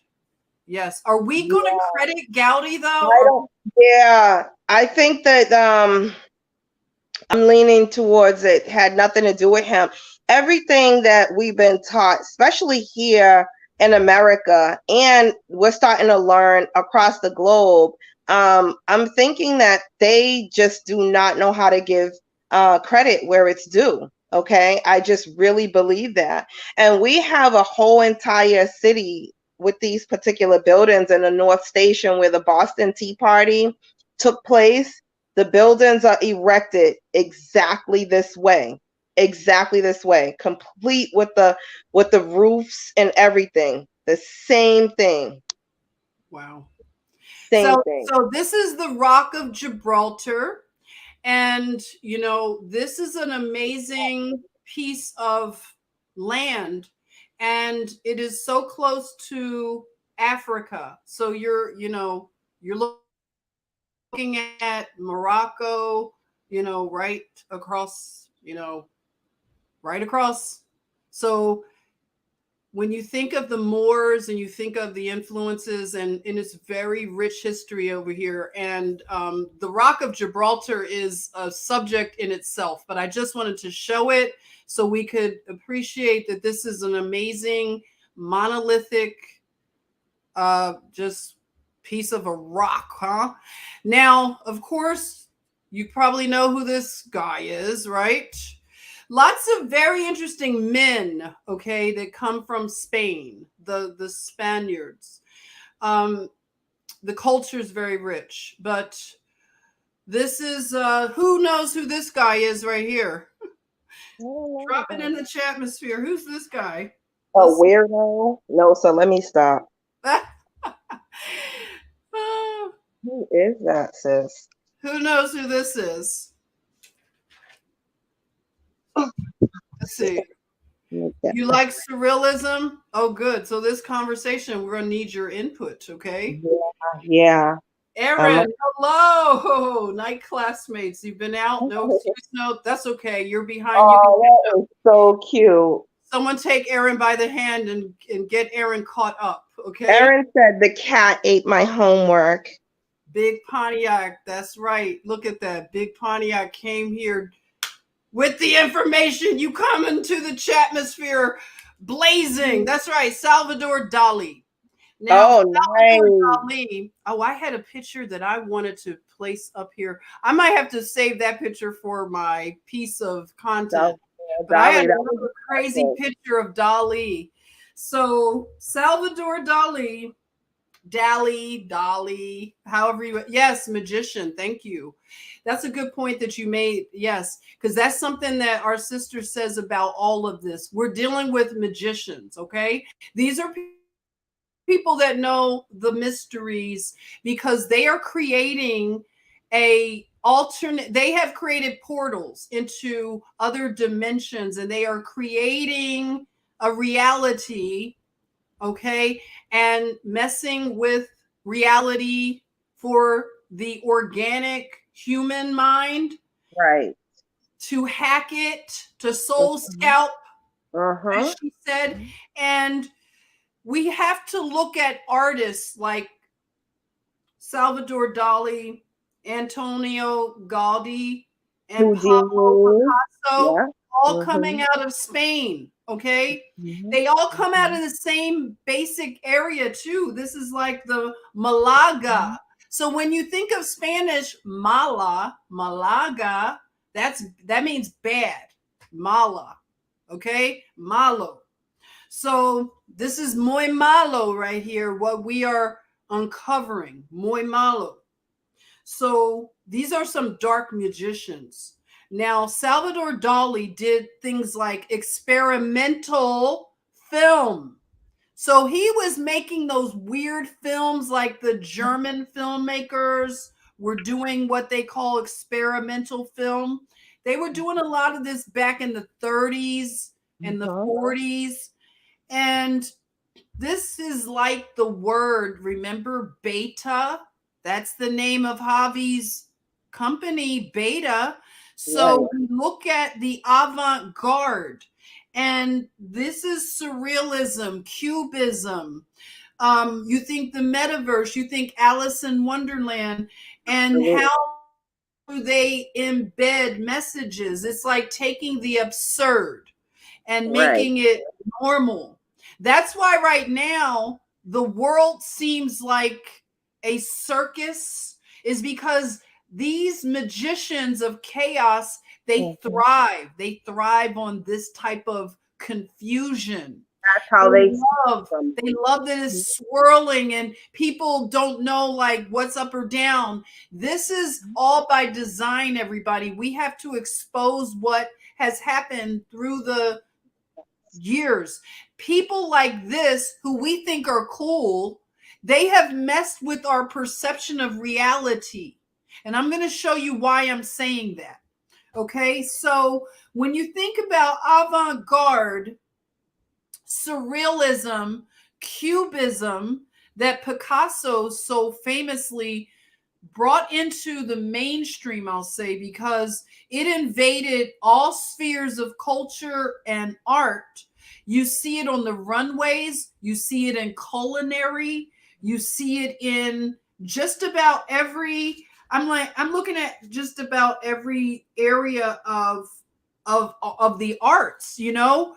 That's a good point, right? The art of distractions. I like that. That's right, sis. Muy malo. Muy malo, everybody. We've been duped. We've been told this is art. This is art. Who knows who this is right here?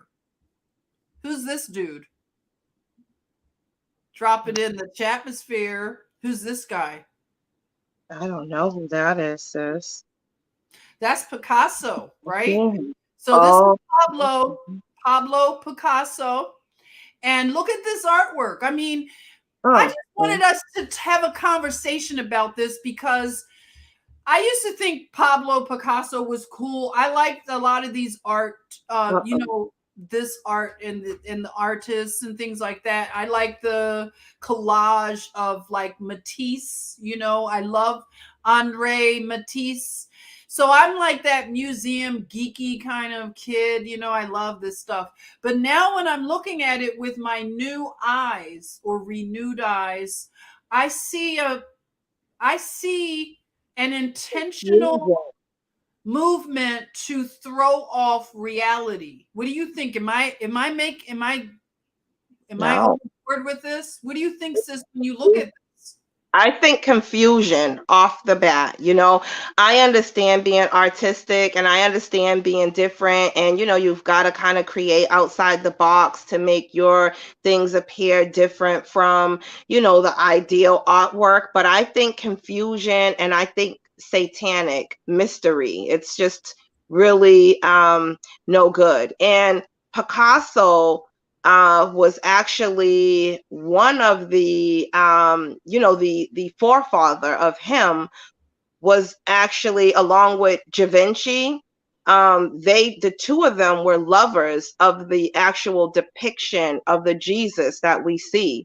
The non-melanated Jesus was the lover of their forefathers. That's a heavy gem, but it's very true. And if you go digging a little bit, you can see it's all about mocking who the real Christ is. Okay. And it's all about confusion. Okay. These people are very evil, very evil. Muy malo. Okay, so let's move on. So I titled this Anti-Human Avant-Garde Art. Now, if you were to take a search engine and put in avant-garde, you will come up with some of the most, as you can imagine, very strange things that normally you wouldn't think of. Like, whose imagination thinks of these things, right? I see somebody said very sick people, right? They're muy malo. This is muy malo. So look at this picture. Now, these are the same people that tend to be very liberal and progressive, and they don't like things like pal pals. Okay, they'll say, well, they don't like pal pals, but their art is riddled with pal pals and violence, right? So it's like that's part of that confusion because they speak out of two sides, like the Janus, the two faces. So when you look at this, you see a woman and look at she has a zebra on her outfit. For a grown woman to wear zebra print, it's kind of weird now. Yeah.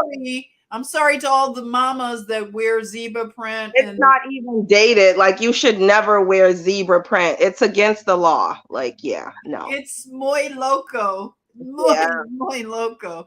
Okay, so look at her. She got her pal pals, and this is called avant-garde. Okay, and look at the human beings that are hanging by chains. Did you notice that? I did. They all have a target on them, and she's what is she? A dangerous like femme fatale? Like, it's very disturbing what they call art. So this is more of the avant-garde. I wanted to show you what you will like. If you look into surrealism, this is the progression.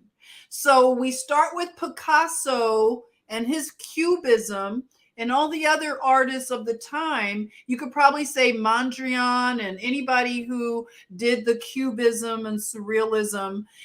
Now, this is where it progressed to. In none other than the runways will you see more surrealism in the arts, right? Wouldn't you agree? In fashion, in cosmetics, hair, right?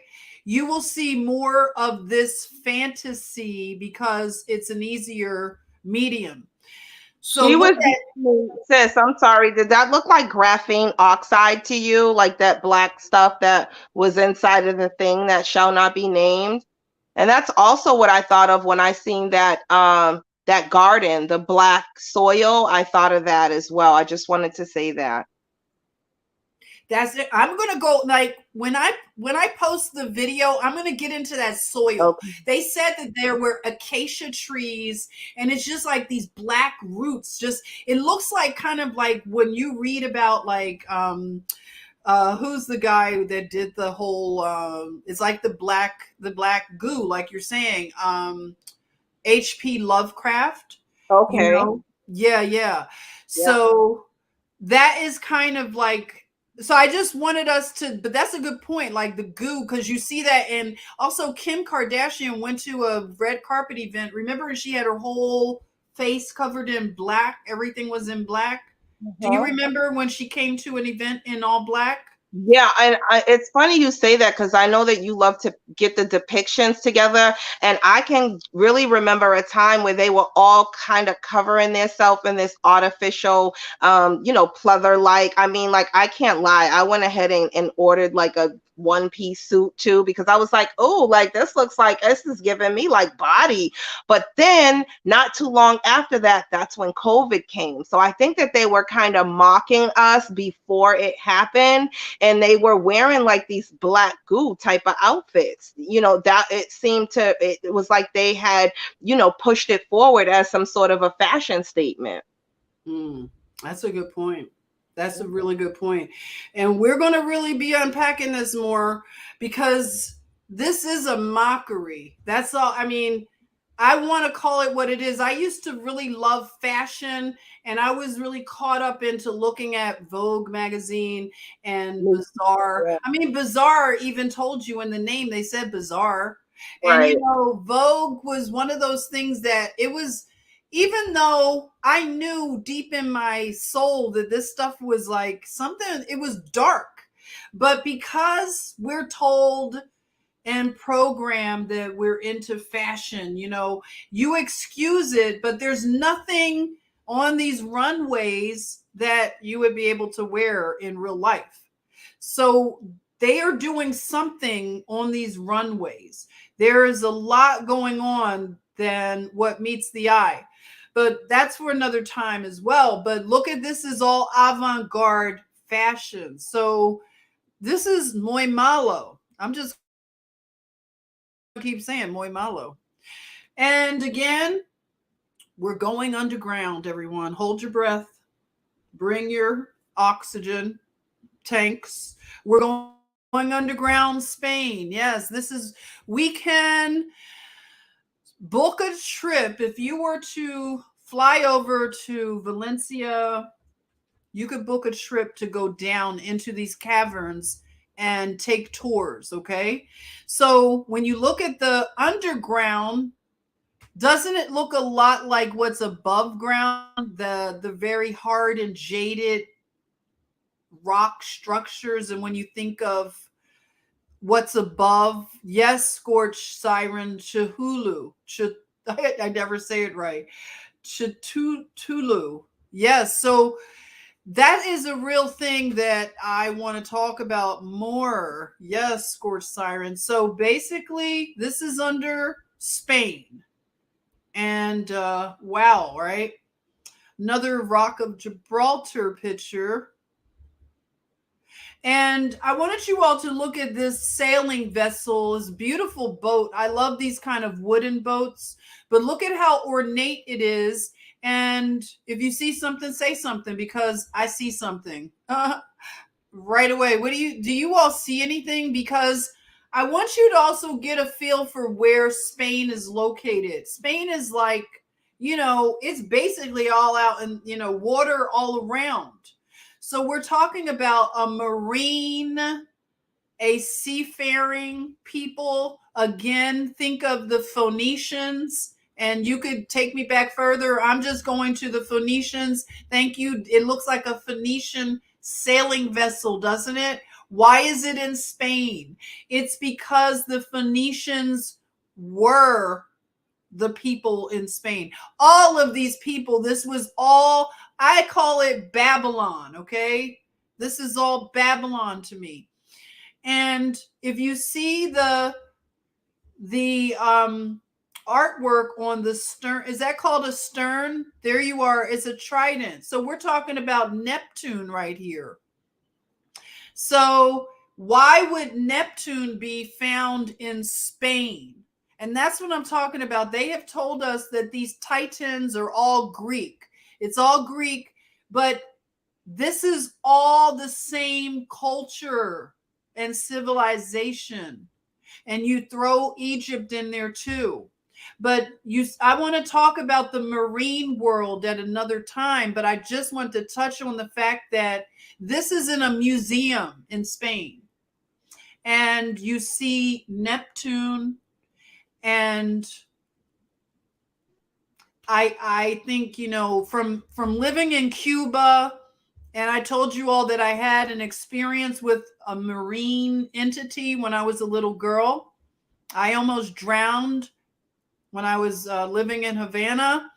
And I had an experience with a marine entity. I swear, you know, kids in their imagination. I told myself, wow, I just like, you know, I thought I thought it all up. But there were, I'll talk about it another time. But, you know, when you think about Spain and you think about Cuba and you think about all of the Caribbean, you think about Puerto Rico, Dominican Republic, all of the Caribbean places that they have a religion that kind of ties back, not kind of, it does. It ties back to, a lot of people always point to Africa, right? They point to African spirituality systems that come out of Nigeria. But I didn't realize that Spain is a place that I had not been looking at when it comes to the spiritual system, okay, of a lot of the Latin countries. And, you know, we're going to get into it a little bit, just a little bit, touch on it. But I wanted to touch on the mud flood because this is the exposition that happened in the 1800s over in Spain. Now, they say Gaudi was the one that designed these. These are temporary structures, everybody. We're led to believe that they just put these structures up and took them down because they were just for a fair. Now, I don't know what kind of fair you've ever been to that they put things like this up and take it down like it's nothing, or they have a very strange fire. And you can see very weird things. I want you all to really look at these pictures right now because this is Spain, everyone. There's something really strange going on. I want you to look at the Spanish men that are in this picture. Look at the structure. This is the structure that Gaudi, the cathedral that he built, or designed rather, or founded, whatever they like to say. But if you look at the ground around this structure, it looks like dirt roads. And that's what you see a lot from the photographs from the 1800s. You see little to like sometimes no population walking around. So it's very similar to the thing that Javi is doing. Like this seems like it's relating to a reset, right? A reset. So when you look at I believe there have been several resets. And whenever they do a reset, they want to cull the population. They want to unalive the population, okay? I'm trying to talk coded stuff, okay? So whenever they're talking about unaliving a large group of people, it seems like it's when they're gearing up for a big reset. Now, when you think about that last reset, it seems like something weird happened in the 1800s, right? So we're going to say, we're going to put the 1800s as a, what do they call it? Like a subject of interest, a person of interest. Okay. The 1800s. Right. So they're a person of interest. So something happened that cleared out these cities because they took pictures in like Moscow. They took pictures everywhere. These major architectural structures, and you see stuff like this. You see a population that's either hardly there or is very, look at that. Why would anyone build these structures when you have a scant population? Does that make any sense? Like who did all the labor? These guys, I mean, look at these guys. Do they look like the kind of guys that are doing construction? They're dressed like gents, right? They're dressed like gents. Who's doing the construction? I have no idea.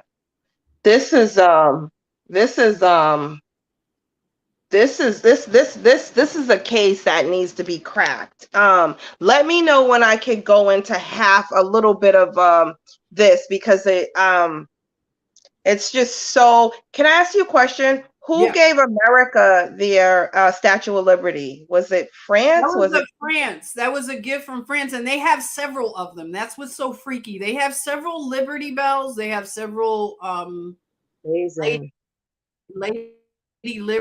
Liberty, who is Columbia, who is Tammuz, who is ISIS, who is you can name. That's what they do. They have multiple names for the same entity. So Columbia is the name when they bring her to America. I'm like amazed. I can't believe they had that big ass head erected in the middle of this dirt. I mean, so sophisticated, so well put together.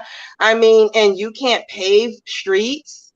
I know. If we're going to be able to do all of this other architecture, sis. Now you understand architecture. Our sister understands like construction and architecture. So if they're going to go out of their way to do a structure like this, why wouldn't they have the pavement game down, right? You're going to have the pavement game all dusty, like I'm walking through a dusty place and you got this architecture. That doesn't like make any sense, right? Ishtar, exactly. Thank you, Tina.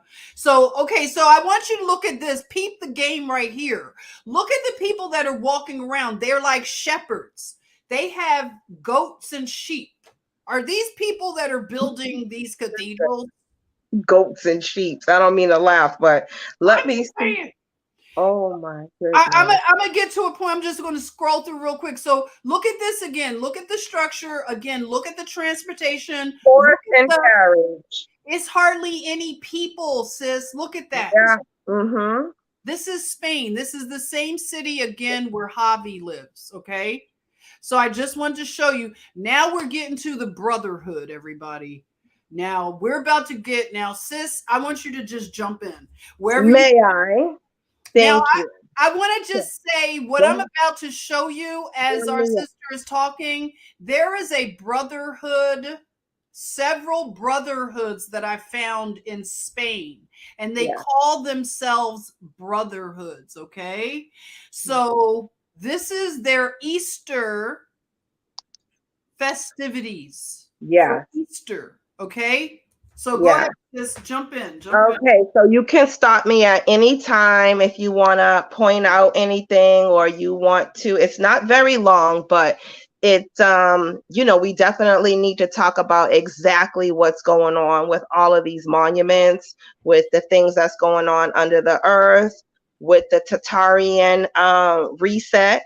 Where did all the people go? Where did all the children go? So I'm gonna answer a lot of these questions by what I'm going to talk about. Okay, so I do have my camera off just because I'm reading from my notes, so I don't want to be too distracted by looking back and forth. So we were talking about CERN. Okay, CERN is very important as it relates to this. So again, when they said that they would open up the darkest stargates and demonic portals on Earth, that's exactly what they meant, guys, right? And they've been doing that, okay? And they've been implanting celestial bodies and characteristics inside of our realm, okay, on our 3D Earth plane, okay? And even inside of our children as well as adults, okay? And I know a lot of the times I talk about eugenics, okay? And I'll just go over that really quick and I'll tie this all in. So eugenics is the idea that you could be great even if your parents were less than ideal, right? An idea that you could have a soul if you were produced by beings without a soul, okay? So these advancements that's been taking place with the CERN accelerator with biotechnology, it actually supports abduction on a really huge level. Okay, so you can take a city full of people. Okay, you can take a country full of people. Okay, so, and not only are they taking the people, but they're actually taking the DNA. Okay, and what does that have to do with Spain? What does that have to do with Javier? What does that have to do with the monuments? Okay, well, these are soulless beings, okay, that we're witnessing, the elite, the so-called elite, you know, the ones that are behind the news cameras, the ones that are behind the news crews, okay, like these are all soulless beings, and they need DNA in order to stay alive, if you will. Okay, and it has a lot to do with the 5G going online. Okay, the 5G going online supports eugenics as well. Okay, so let's talk about the soul. Your soul, it is a part of your subconscious mind, and your soul resides in your like the seat is right in your pineal gland, right there, right in the middle of your forehead. Okay, and what happens is that they attack our pineal gland all the time, okay? And our pineal gland is associated with our personality, the empathy that we have, just our characteristics as a whole, right? And if you have beings that don't have a soul, they need our DNA to stay alive. And that's where RNA comes in at. And I know that you guys heard about RNA as it relates to the thing that shall not be named, okay? When we're talking about the whole pandemic situation, okay? And RNA is the ability to express your emotions and how you do that. It's attached to your soul. These beings do not have souls, so they need DNA to be able to, walk amongst us. Okay, so when we saw people last year and the year before, and they were missing taste and they were missing, smells and different things like this had nothing to do with any sort of side effects of any sort of diseases or viruses. This had everything to do with soul theft. Okay, it's hard to believe that you could be walking around and have a classroom full of people, or if you're at work, you could have a whole office full of people, wherever you work at, and a lot of people, are experiencing these particular symptoms. Okay, but this is how vast this technology program is. Okay, and so I'll just get into really quick how they're affecting our dimensions. Okay, so they're affecting our dimensions through the particle accelerator by messing with our vibrational frequencies. Okay, so we have 11 senses. So we're tasting, we're smelling, we're touching, we're hearing, we're doing all of these things. And when our frequency is altered, then that's when things start to change. Okay, and so we have to recognize when these changes start to happen, exactly who's attacking our energy. Okay, and I believe in my heart of hearts that our dimensions are being manipulated by those that are running this particle accelerator. And we saw examples of that with the Mandela Effect. And I know you guys probably heard about the Mandela Effect. What do you remember? Do you remember things the way they always were? Or do you remember things the way we are telling you that they are? Okay, if you recall things the way they're telling you that they are, then you have a situation where you can be controlled. They can take up possession and control your mind, your subconscious. Okay, if you remember things the way they always were, that means that you have a Holy Spirit, the spirit that cannot be changed. It cannot be altered. You cannot tell me what things used to be, because I have a recall. I know what they were. So I still remember that. Okay, so in 1776, they declared war on us. Okay, they declared a full onslaught of war against us real human beings. And they figured they were going to take full control over the world. Okay. And they've been doing a great job. Okay. And I just want to let you guys know that when it comes to Roe versus Wade and, blood sacrifices, it's not about so much, bloodshed as it is about obtaining DNA cells, brain cells, the matter that's inside of the blood. The blood is everything. It's a direct violation, but they need our blood in order to stay alive. So when they create these, worldwide, pandemics and these situations on TikTok, and they have everyone's attention. You've got the police killings and you've got George Floyd over here, and they create all of these distractions. That's when they come in and they start attacking our energy. Okay. And when I say energy, I'm talking about your soul. Okay. And we can't allow these crimes to happen.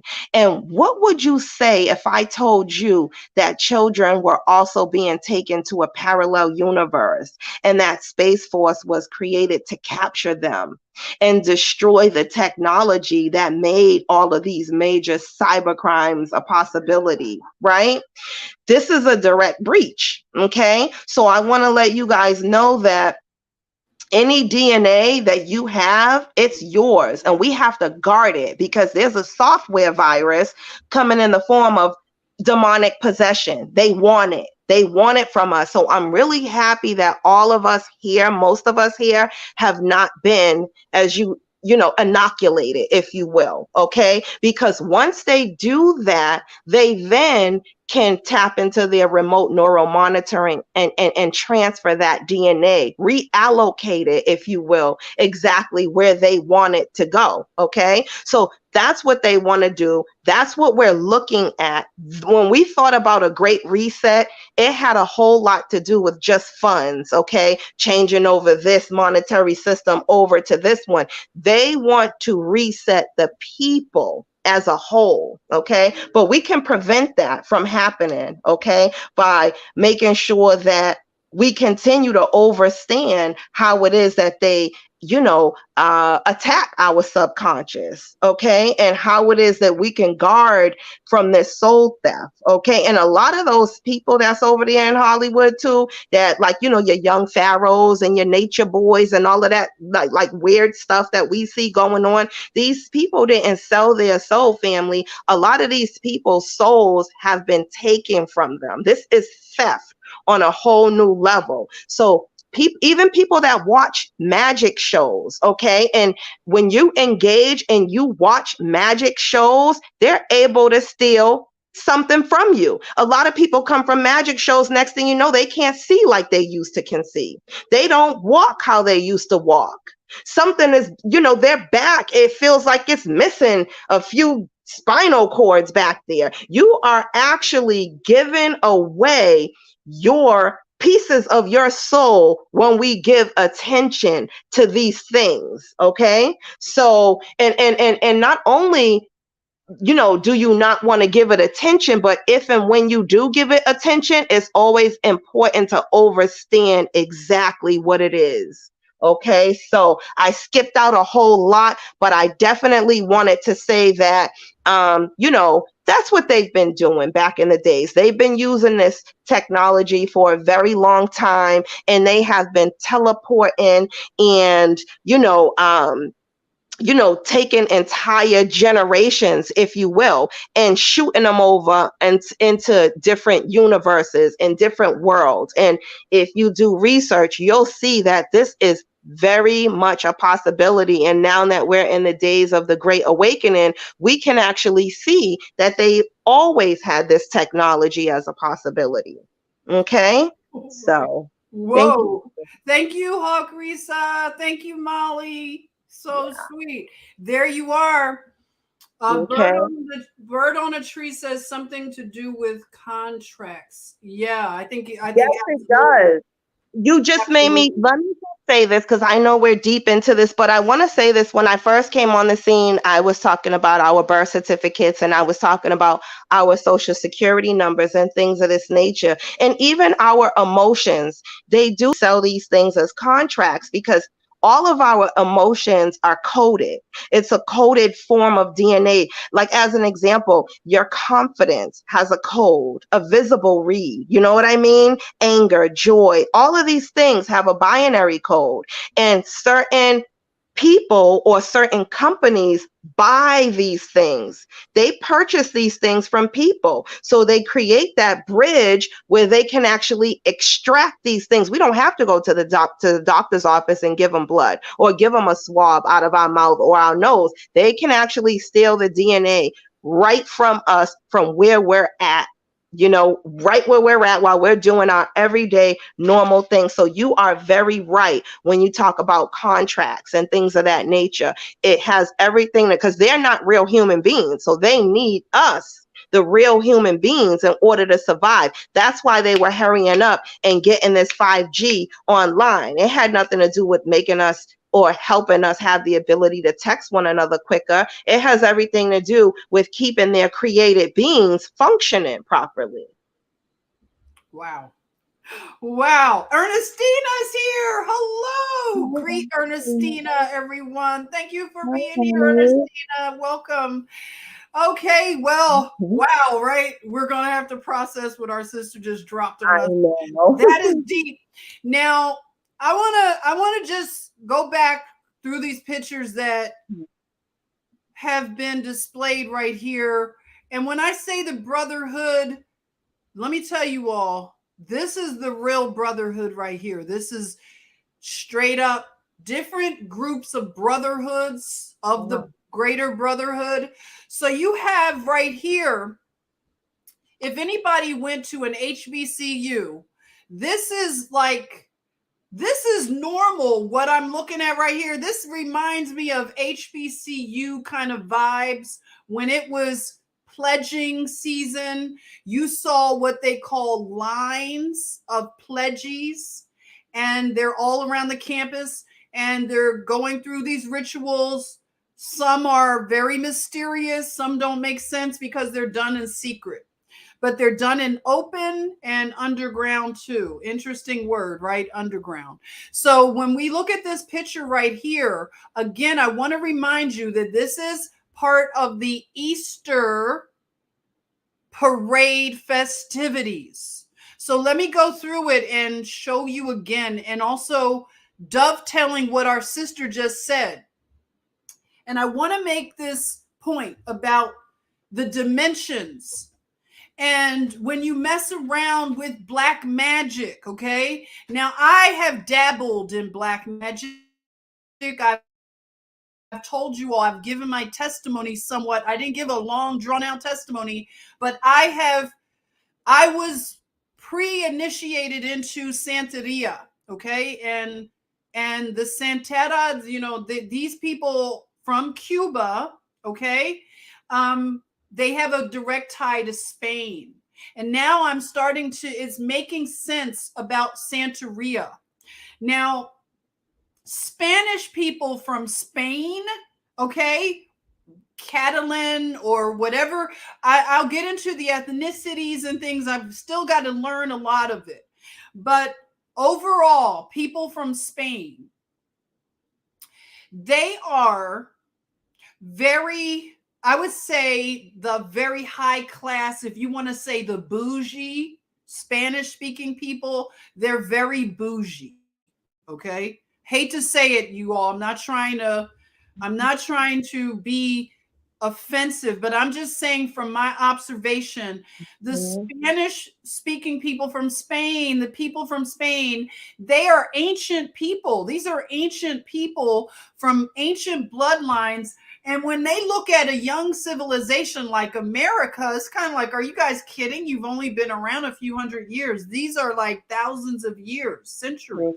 And so I met a friend when my daughter and my cousins, we went to Havana like a few years ago, and we met a woman she was a host for our Airbnb. And this was like a friend of a friend. Okay. So they treated us like this is your house. Our house is your house kind of thing.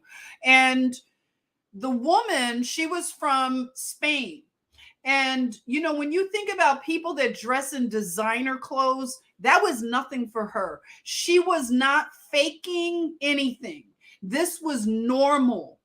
So she was an elite person. Like when we later went home and everything, and she went back to Spain, I was looking at some of the stuff that she did and she posted online, and this woman was rolling with like some big, heavy hitting people in Spain, but this was like her norm. And everybody that, seemed like in her circle, they were very elite.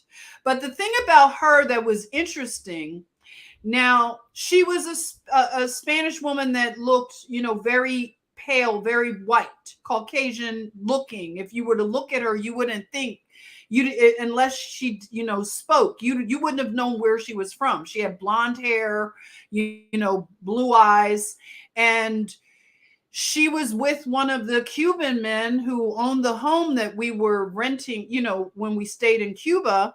And he was a very melanated Cuban man. So they look like an interracial couple. Now, she was spending lots of time over there back and forth between Spain and Cuba. And one day she told us we were going to a fiesta with her. Now I don't practice. I didn't practice anything out in the open. I was very secretive and quiet and private with the things that I did. And I didn't get too deep into it. I'm not going to try to make some excuses like, oh, it wasn't as bad. No, it was muy malo that I was touching Santeria. I rebuke it, and I have, I've said already to you all publicly that I denounce it.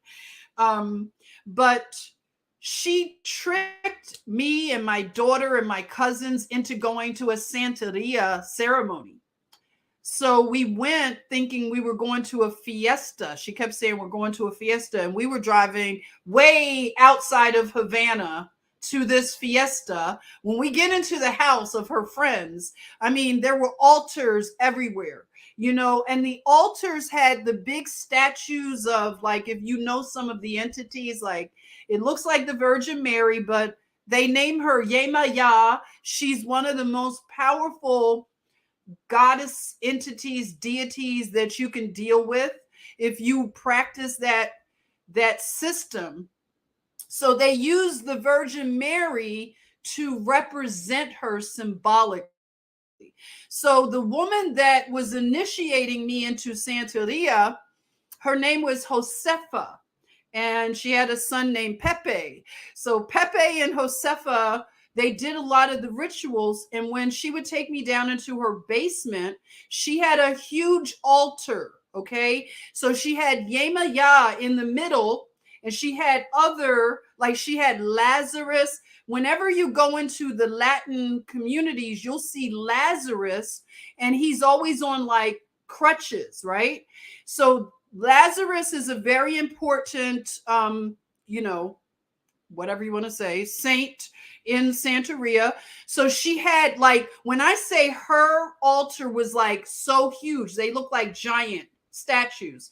And she had cakes and candies, and all of the offerings and candles and flowers were all in front of these statues.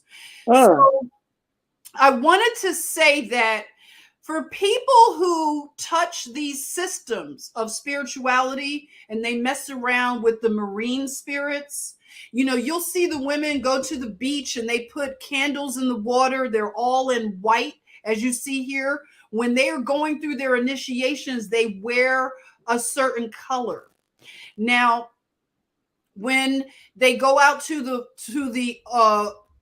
beach and you see the women and they have their heads wrapped up and they're in white, they have to wear white for a long time when they're being initiated.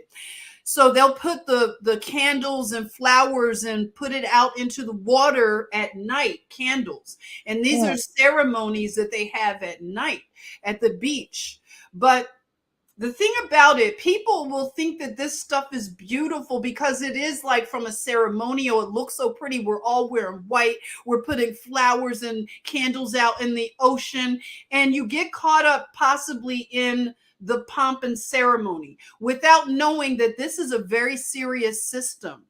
And if you are not prepared and you do not understand what you are getting into, it is like what happened to Jack Parsons. Remember, we went over Jack Parsons. He was touching all that dark spirituality. He was not. See, that's the thing. People get into it half-assed. They don't study and really show themselves to be approved in anything. They reject the Bible and Christianity, but they want to jump into these systems, and they don't want to do their research. And what happens is they get messed up. They get messed up because I'm going to tell you one thing. You may want, okay, let's just say hypothetically, a woman is a stripper and she wants to become a stripper to the high elite people. She doesn't want to just be a stripper like at Magic City. She wants to be the kind that gets flued out. She wants to get flued out to Dubai. She wants to get flued out to whoever, like some royalty. She wants to be a diamond level escort, Instagram model. Okay, do you get what I'm saying?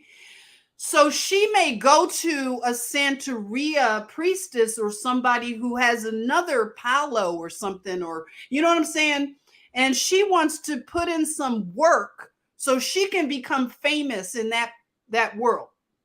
The thing is that you have to court these spirits, and they will court the person that they want to work with too. They choose who they want to work with, because to be honest, if a person doesn't have the look of one of these type of girls, like she doesn't look like a BBL queen, like, you know, Kim Kardashian and that thing that she did with the bodies, okay? Mm-hmm. If you don't have that hourglass shape, or you can't go fly off to Brazil or the Dominican and get you a good BBL or wherever else, you can't compete with this type of beauty standard.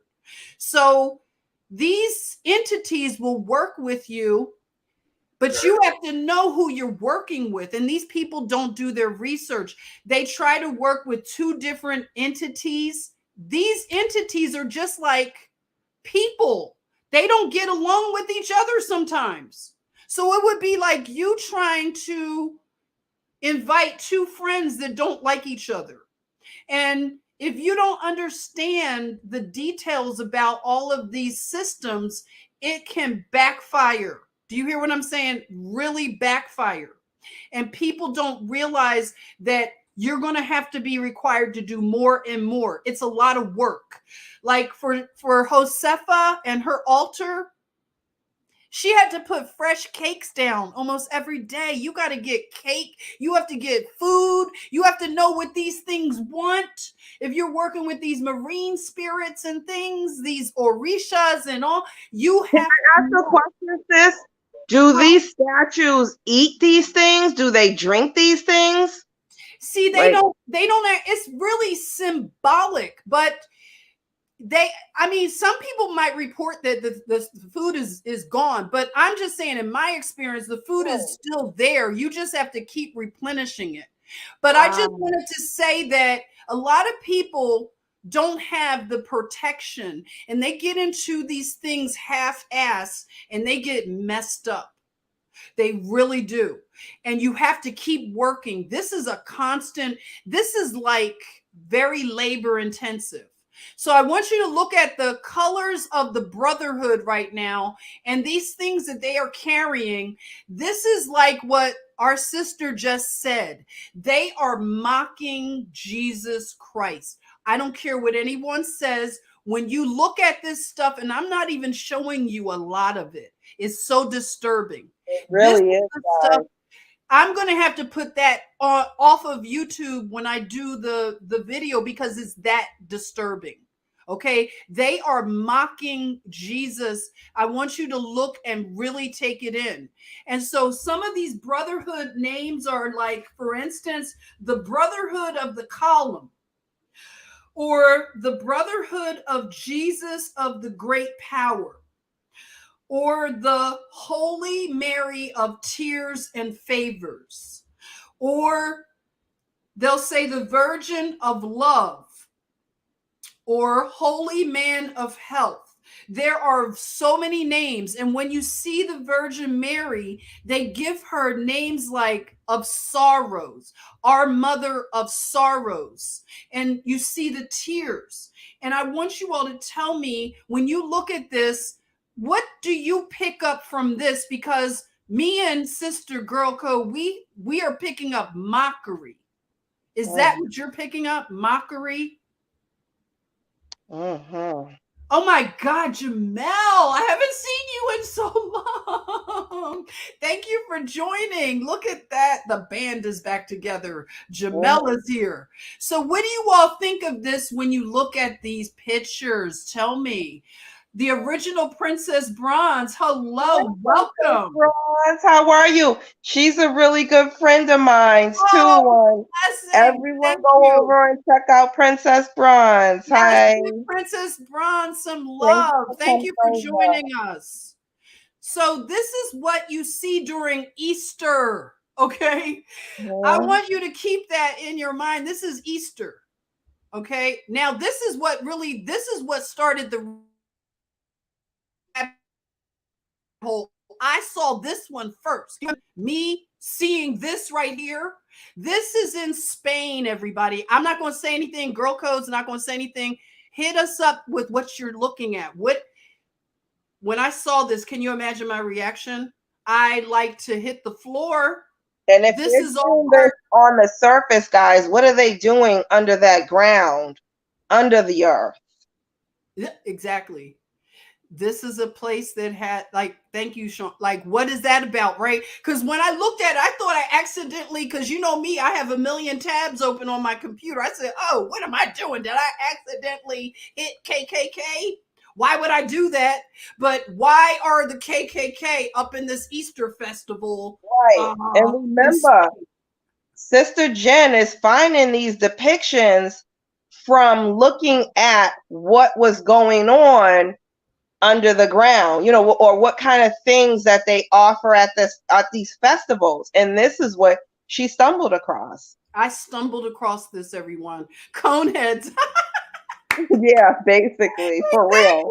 Fallon, coneheads, like it had to have been like where they got the coneheads from, right? But what is going on, everybody? Like, this is something that literally I said I had to call GirlCode. I had to drop my everything. I was like, GirlCode, listen, you are not going to believe what I just stumbled on. And I'm just done. I'm just done. Like, what in the world, right? This is nothing compared to like what's really out there. This is I've gone easy on you. I know we're going to go as long as this is a long class. We got a lot to cover. Sorry. Listen, so okay, look at this one, y'all. Tell me if you see something, say something, because this is like Spain. You got some splaining to do, Lucy. For real. Lucy, you got some splaining to do. I'm telling you. And this makes me think a lot of these things, guys, Chris, are. Oh my God, Chris. Right. What were you going to say, sis? I was going to say that made me think, that white circle made me think of the Proud Boys too. Because you know how they always associated the Proud Boys with KKK and all of that? Mm-hmm. That gives me Proud Boys symbolism for some reason, you know, and I like to think that the Proud Boys are doing nothing but being proud to be an American, but somehow, some way, you know, hopefully all of these things are not, you know, attached, just like we found out about the Trust the Process Church and all of that stuff. So, you know, it gets deep. I guess. Oh, welcome. Our brother over in Ireland has just joined us. Hey, Joseph. Yes, right, Joseph. Is this something else? This is a Easter festival parade over in Spain. And I don't understand how the KKK got invited to it.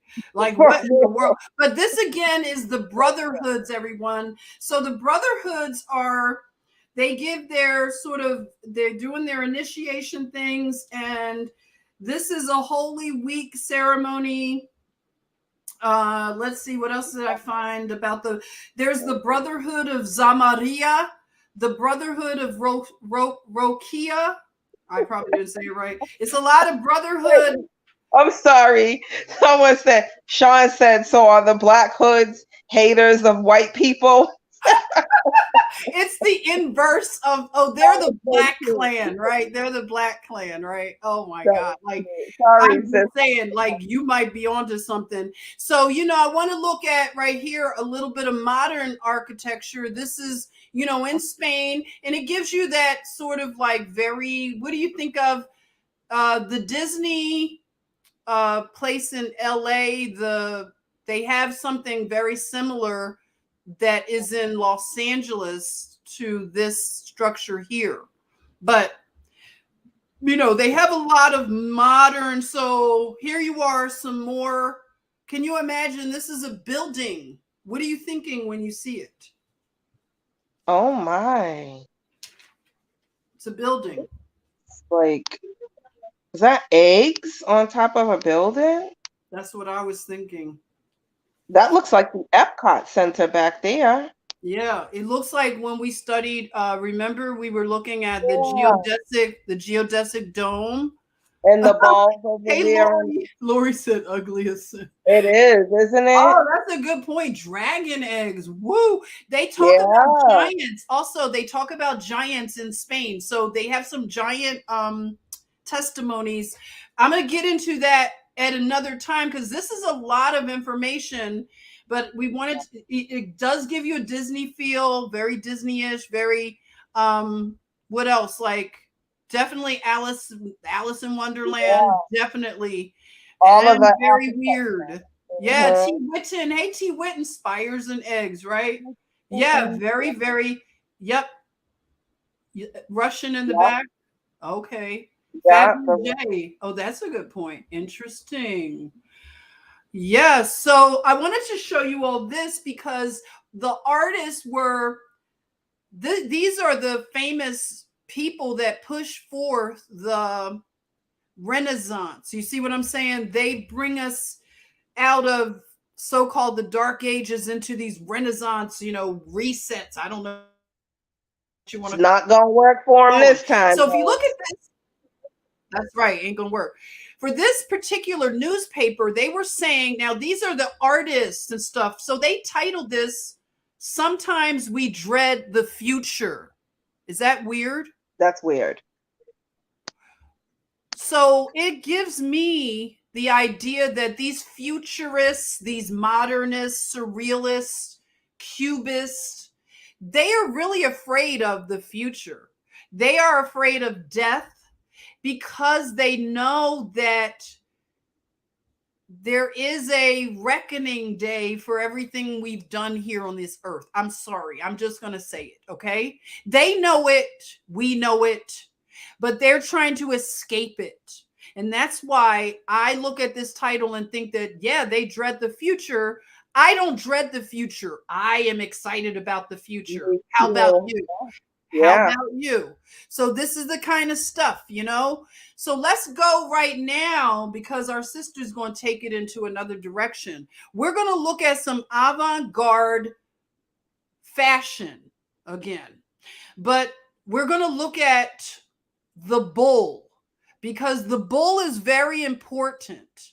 And if you remember your Sunday school lessons, you know that when Moses went up to the mountain and came back with the law, that the people had already did what? They created a bull. It's something about the bull. Does anybody know about the bull? Remember when we went to Javier's TikTok and we saw that he walked by the bulls with the wings from Babylon? The winged bulls of Babylon. And think about the bull when it is related to the so-called Egyptian culture and civilization.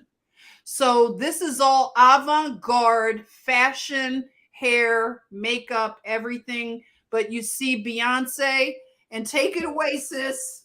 What's up? All right, so we have Beyonce here, who has very tight cultures and ties with the Spanish community, because it's been said recently that Beyonce is actually not an American. She's not an African American woman.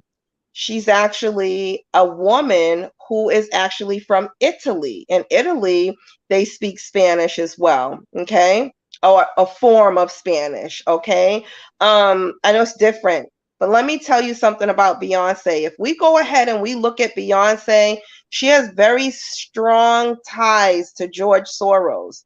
And it's said that there was a guy named J.W. Miller, I want to say, who was a Florida congressional running mate who put Beyonce out there and, you know, said, listen, Beyonce, we have you on notice now, okay? The people, the jig is up, okay? So apparently she was brought here for the whole BLM, Black Lives Matter movement. And there's a whole lot more than just the Illuminati or the Rock Nation or the, you know, the triangle symbolism as it relates to Beyonce and her music. Okay. So Beyonce has lots and lots of Spanish opera songs. She has lots of Spanish songs with, you know, like the pop artists from out there in Italy. And if you ever see her vacation, you know, she and her children or she and her husband, they're always in Italy. Every time you turn around, Beyonce is in Italy. And she was here for the destruction of humanity. You know, it's been said that she was this witch. It's been said that, oh, Beyonce is so private. Okay. They even say that her husband didn't know who she was. And once he found out who she was, they ended up killing off the real Jay-Z. So it's been said that the Jay-Z that we're looking at now has actually been soul scalped. And now we have David Rockefeller sitting at the helm of a Jay-Z body. And this is how a lot of these elitists escape death, by transferring. Remember, we talked about the consciousness and the subconscious. They transfer their conscious into a body. Okay. And his choice was Jay-Z. And if you look at Jay-Z's mannerisms today, this isn't the Jay-Z that we've ever known. I know that with time and, you know, age, you evolve yourself. I mean, he was the first person that went from gold to platinum jewelry. I get that whole thing, but I believe that what we're looking at isn't Jay-Z any longer. He actually has, remember Get Out? How many of you guys remember the movie Get Out, where they were actually, you know, putting the consciousness of other people inside of the vessels of young men? Okay. And so I believe that Beyonce assisted in that. So be careful with this whole Beyonce thing. And even this beehive that, oh, if you say something negative, that a swarm of bees are going to come out. That has a lot to do with the hive mind, remote neural monitoring, the takeover, the, you know, the gang stalking of all of humanity, that you can't say anything bad about Beyonce or you're going to get tortured and you're going to get stalked and this sort of thing. So, you know, we've already knew from time past that we shouldn't be revering these celebrities and these Hollywood elitists, because they're not who we think they are. But do a little bit of research on who Beyonce is, what she was brought here in America to do. She has no originality, meaning she has no soul. People without a soul cannot be original. You know, they always said that Beyonce was, you know, she would steal people's, right, sis? She'd steal people's dance moves. She'd steal people's outfit ideas. And I know with an artist, you do have to get creative and get, you know, ideas, but they say the girl has no originality. She's not an American. She's certainly not an African American. Her name is Anne Marie Lastrausi, and she even has an Italian album out named Quattro. So that's Quattro. And the girl can sing the hell out of some Spanish songs. Okay. That's amazing. Wow. Okay. That's a lot to take in, everybody. I Now, know. we're gonna look to the bull right now, okay? Now, I want to tell you all that this was something that also I made a really crazy connection. Hold on to your tinfoil hats. I might have to grab my tinfoil turban for this one. Oh yeah, this is the mic drop, guys. This is the mic drop. It's about to get crazy, okay? All right, now the bull. We're about to talk about the bull and what is going on with it because I want to get some insight from you all as well. All right, so the bull is very important, as we can see, spiritually, but there's also something that goes on over in Spain that's very machismo, where they run with the bulls and they do a lot of activities and sports with bulls and riding bulls. And, you know, you think of the things like what we have that go on in the West and the, you know, the places in America here where they do some of that stuff possibly. Now, when I worked at Grady Hospital in Atlanta, we used to get a few men that would come in after getting gored by bulls. Yes, Grady Hospital, you see everything at Grady. They call it shady. I have seen more things that I cannot even mention because you wouldn't believe me anyway. But when I worked at Grady, that's the kind of stuff you see. So yeah, in Atlanta, they have a very big Mexican population there. So some of the Mexican men were taking part in bull whatever contests, but they were getting gored and coming in with gores like right through the chest. I mean, needing very fast trauma surgeries, okay? So there is something very, very powerful about this bull and the energy, okay? So they have this time of year, Sentinel, do you know what time of year they run with the bulls?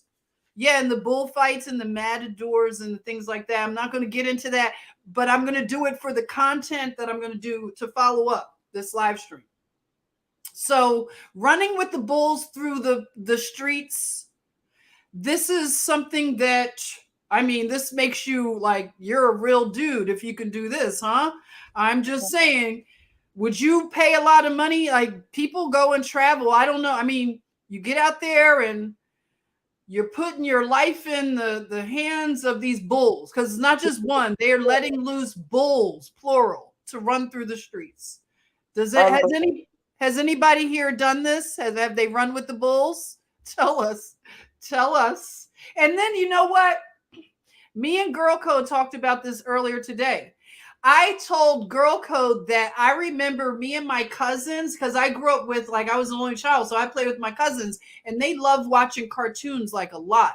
And we would, like, say if we were at a restaurant and they had, like, red, napkins, like cloth, we would maybe take them and, like, come on, and we charge into the red napkin, right? Did you do that as a kid? Like, hold up the red thing? It's like, I asked GirlCode, why is that embedded in it's sort of like epigenetic weird. Like, why are we programmed to know that here in the United States about like, you're as a little kid doing this stuff because you watched it in cartoons, right? Yeah, Mighty Mouse. I think it was an episode of Mighty Mouse, or I don't know if it was like what it was. It was like one of those little shows. It could have been Tom and Jerry, but I know that it was repetitive and they were playing it over and over and over again. And now we're programmed that, associating that little red sheet or whatever the heck it is that they hold up with the bull charging. Exactly. And this is bloody. This is a bloody ritual. So this is showing you some of the other like towns in Spain where they do this parading through dressed up in this stuff. And you see the bull on his hat, and then you see the bull statue. So, you get in the sense for bam, here we go. Okay, everybody, we got a bull in the area of Wall Street. The Wall Street Bull. Mm, mm. It was placed down there in the Wall Street area in 2000 and no, where did I say, sis? It was right after the 19 20. I thought it was crash. 20. Yeah, was it? Yeah, something like that. Yeah. 1989. If anybody knows, where's Dana? Dana, are you here? What year was the bull put down there in Wall Street? Or Karen, do you know? It was commissioned by some place in Massachusetts, but it was in the 80s. I know that somebody can probably duck go really quick and figure out exactly, but it was probably like, I think you said like 89. I'm not really sure. Maybe. Oh, here you go. MK, thank you. 1988. Okay. All right. This bull was put down there in the financial district. So as somebody already said, Lori said, a bull market. So when you think of the financial system and a bull market, that denotes a very aggressive. If you think of the bull, that's the market that the bull represents. Very aggressive and like take it by the horns, right? So we got this bull down in New York City. And then we have this bull. Remember I showed you all this bull out in the West and the arch. So we got another bull in the United States. Something going on with the bulls. And, you know, I was telling sis that these are some of the pictures that they take, like the tourists take the pictures. And, you know, this guy is grabbing the bull by the horns here. So you got that going on. Thank you. It was December 15th, 1989. Thank you very much. That's right. I'm glad you brought that up. So the bull's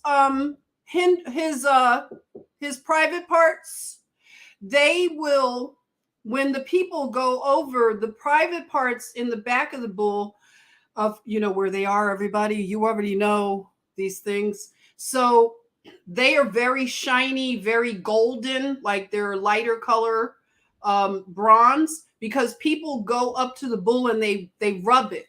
It's similar to like when I lived in Milan and at the Duomo, at that cathedral, people would rub a leg of one of the like the sculptures, like the, you know, the bronze sculpture, and they rub the leg and pray. And that leg looks like gold because it's like, you know, shined so much.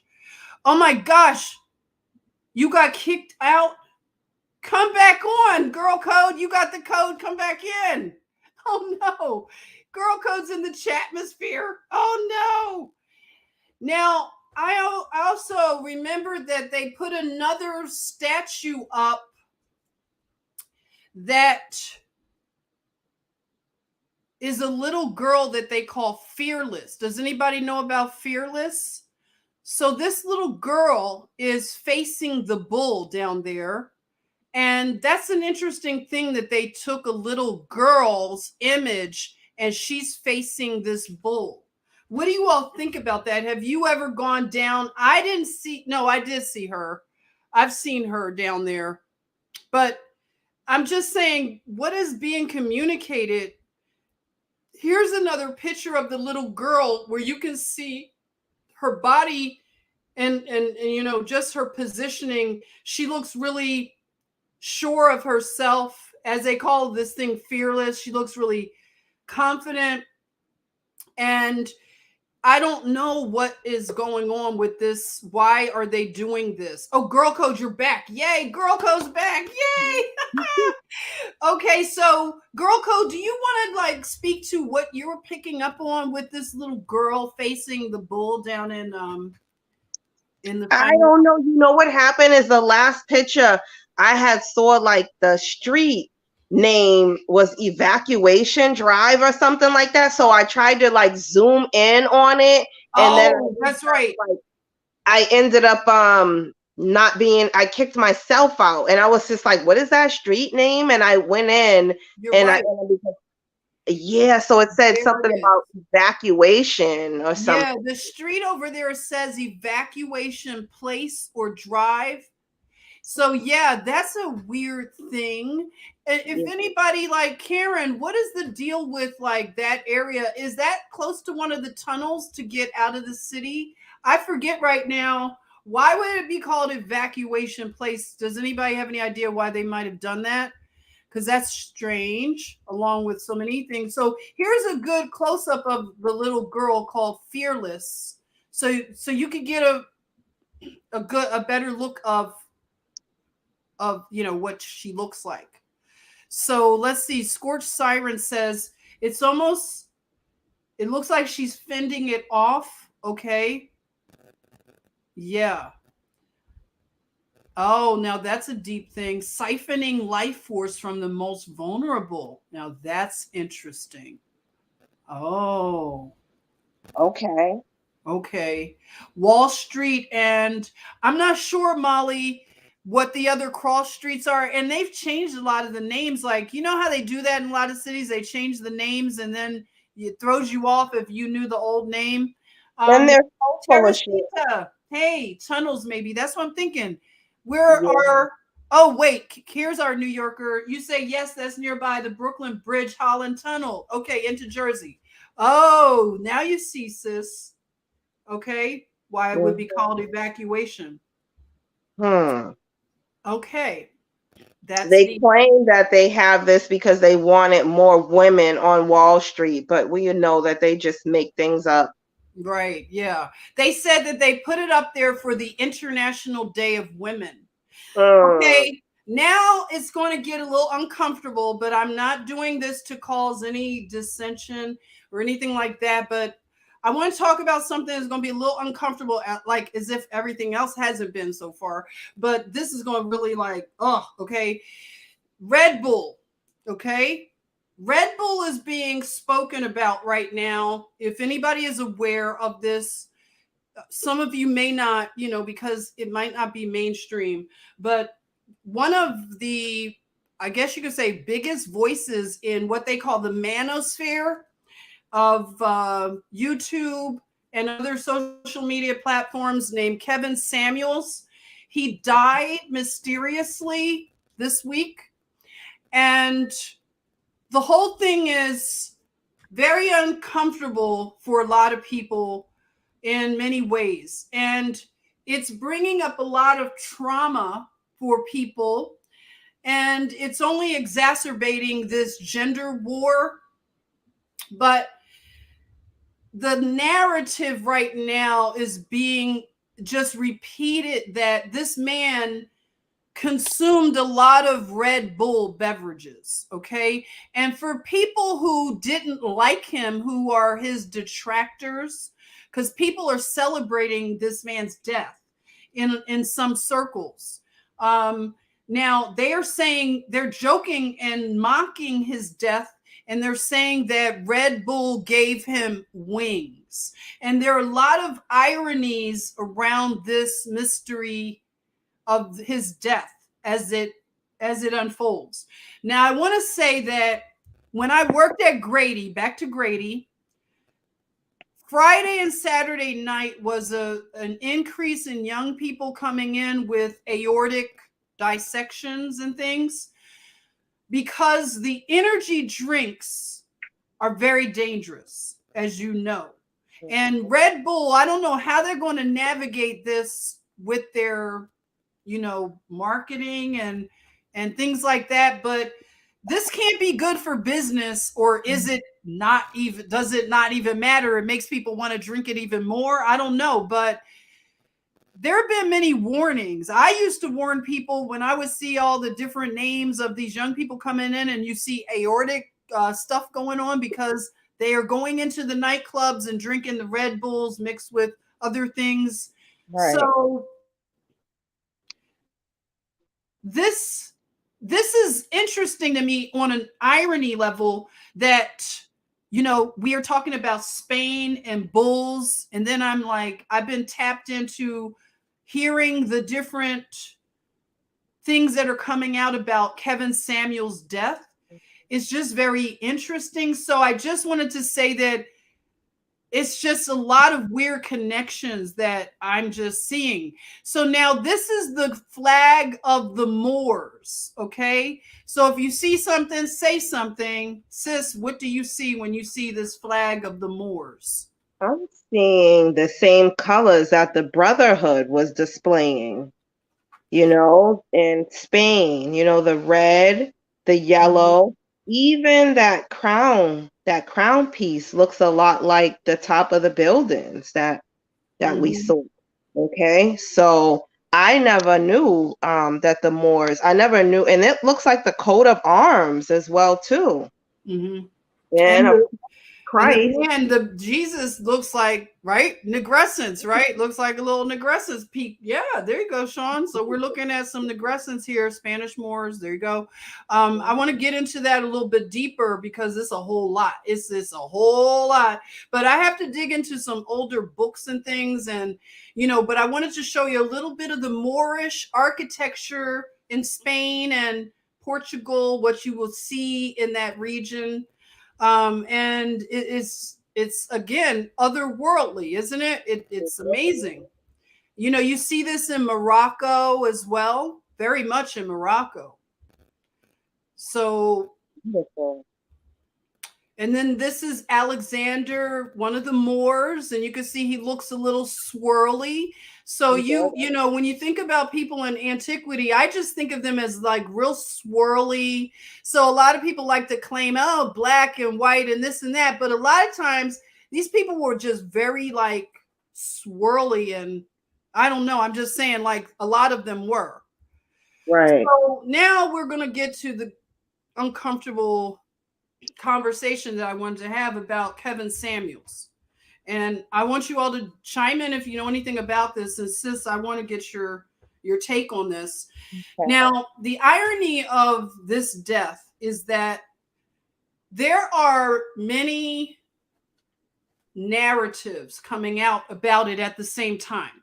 Like the initial narrative, and this is like anything. I remember when Princess Di, if you believe that she was killed in that car accident or not, we're not going to debate that. But I'm saying, remember when it hit the media cycle that she died?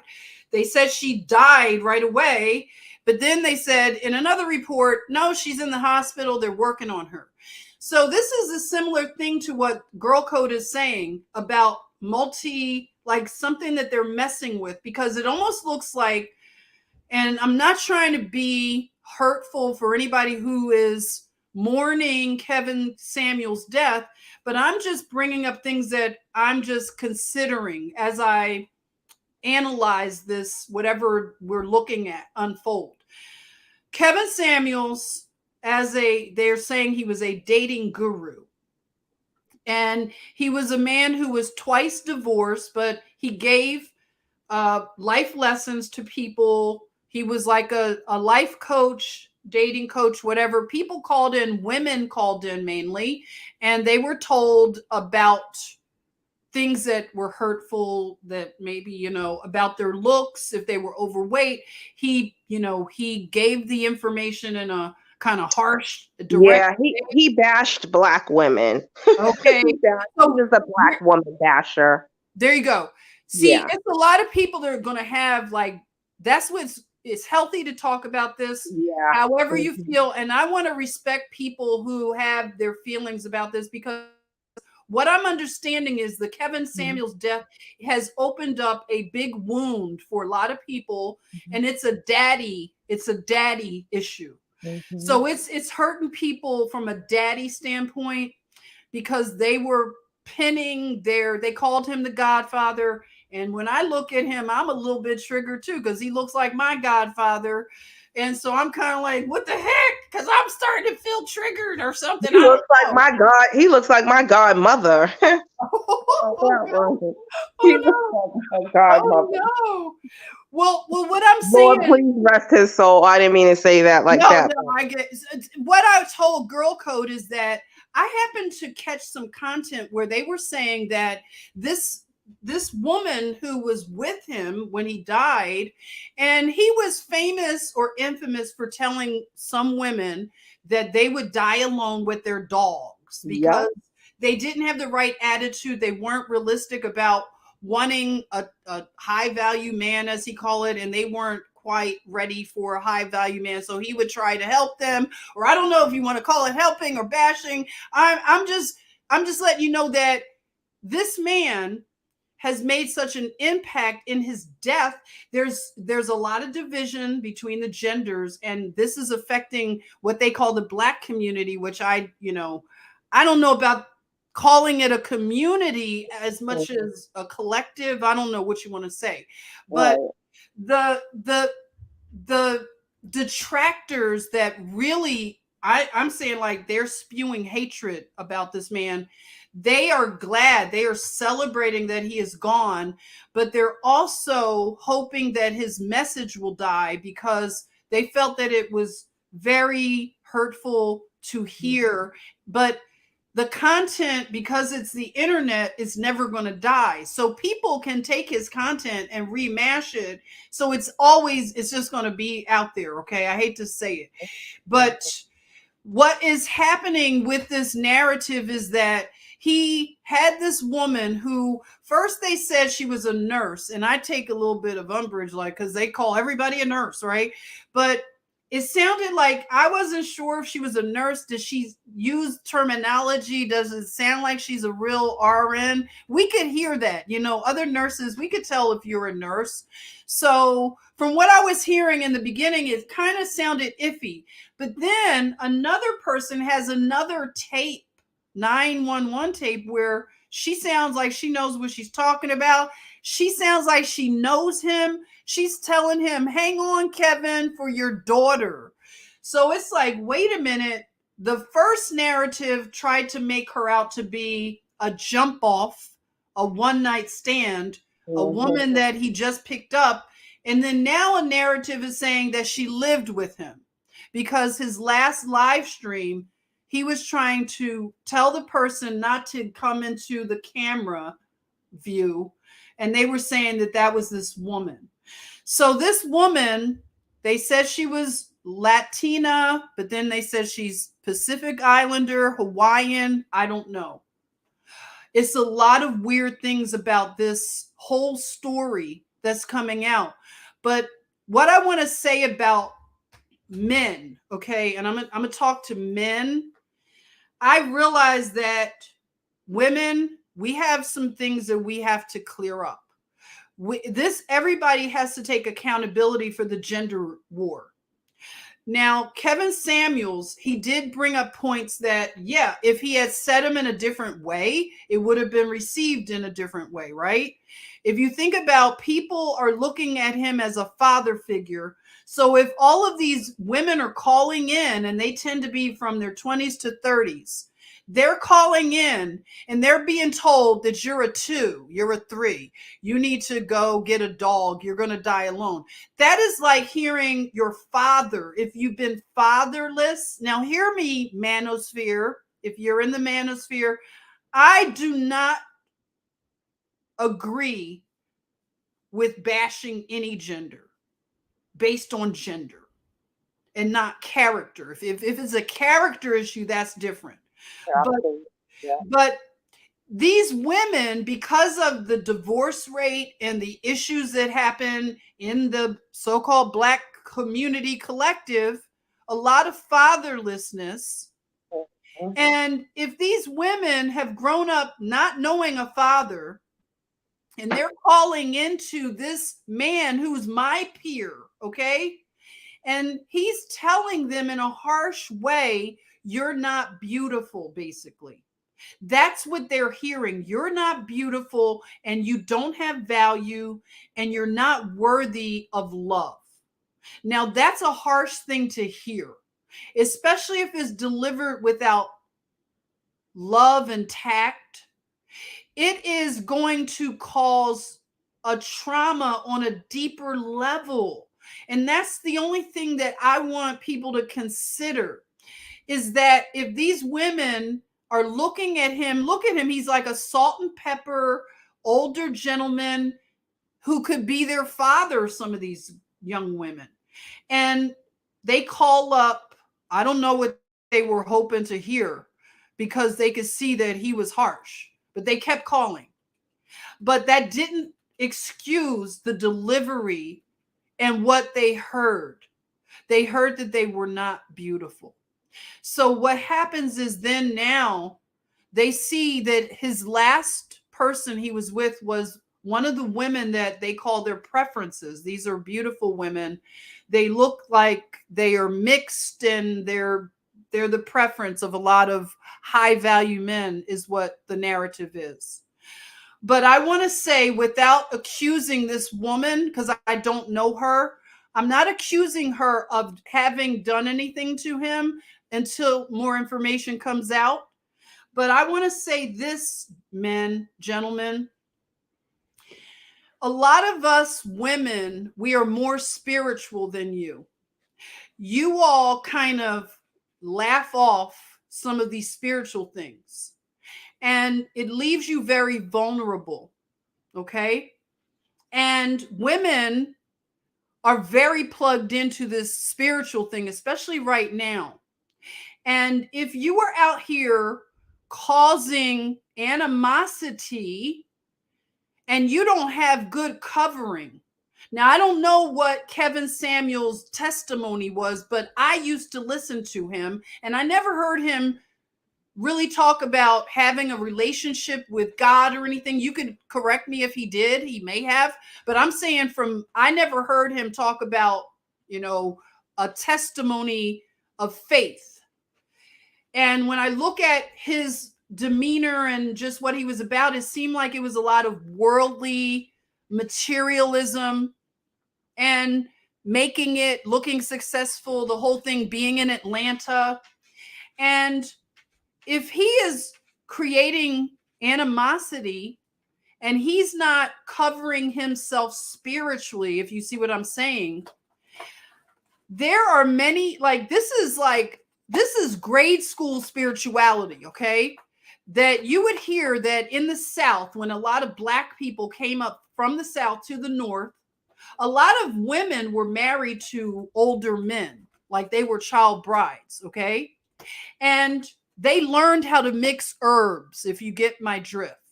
They knew how to poison their spouse if they wanted to get free, if you hear me. So this is something that women knew how to do. It was passed down. They could poison a man slowly in his food. I mean, men, you have to realize you're vulnerable. If you're going, I'm not calling him Mr. from The Color Purple, but I'm telling you what they're calling him, Mr. from The Color Purple. And they're bringing up all the ironies of this. But the thing I'm saying is, if you are just living in a materialism 3D world and you are not covered spiritually, anything can happen. You're taking your life, you have more faith than I do as a Christian if you're out here uncovered, because there are people who are doing arts and crafts, okay? Absolutely. They're doing arts and crafts out here, guys. Yes, they are. And you can see that, sorry to interrupt, sis, but we can see that throughout this uptick in these killings and this sort of thing, okay, where these men are killing off their children, they're killing off their girlfriends, their wives, and their quote unquote baby mamas, okay? They are literally losing their brain cells, okay? And this has a lot to do with, the thoughts that are being projected towards them, the anger that's being given to them, okay? So they can over exaggerate gene expressions. If you have, a certain something within your body, you can be made to pass out. You know what I mean? When you're drinking a Red Bull, you can be made to be extremely angry and want to take out, everyone in the building. So we need to remember these things. Yeah. I mean, this is the time we have to make a choice, because if you're uncovered out here and you're dealing with people who even halfway know a spiritual system like, say, Santeria or Voodoo, and they're messing around and dabbling, they can do damage to you. If you're uncovered, you're not protected. You don't have the full armor of God on. Because this is no joke out here right now, people. And so a lot of these men that call themselves the manosphere, and they've gone out like divesting, they use the word, we're divesting from Black American women. We don't want to deal with them. They're too problematic. So they go to Brazil, they go to Dominican Republic, they go to other countries to get women, and they want women that look like this woman right here, like the BBL type of, beauty, so, and the long hair and, these kind of things that are sometimes fetishized. Okay. So these women in these other countries, and I'm not trying to knock you sisters in the other countries, I'm just talking about some of the things that happen when these men called the Passport Brothers, and they were traveling to these places, and see, these women, they understand herbs. Okay. There are plants that grow in their countries. And if you're just going there, you're a guy who now has money. You might not have been able to get chicks your whole life. You were a nerd, but now you're a rich nerd. So you're traveling all over to these places to get yourself a good looking girl who's not going to talk back to you, going to cook your food and stay in her place and be pretty and be high value, 10, 8, whatever Kevin Samuels would. He said you had to look good coming out of the shower, ladies. Okay. That's how he graded you. He didn't grade you when you did all your dolling up. He said, how do you look when you come out of the shower? That's how harsh he was. So basically, these women, they can take a plant and they can make it into a powder, because you go to the herbal, the Botanica, and you get it, and they can blow this in a man's face. Okay, so you're walking into the nightclub, somebody, or you take the girl back to your place, she blows it in your face, you pass out. And that's a robbery right there. You just became a victim of a robbery. So that's if you're lucky, it's a robbery.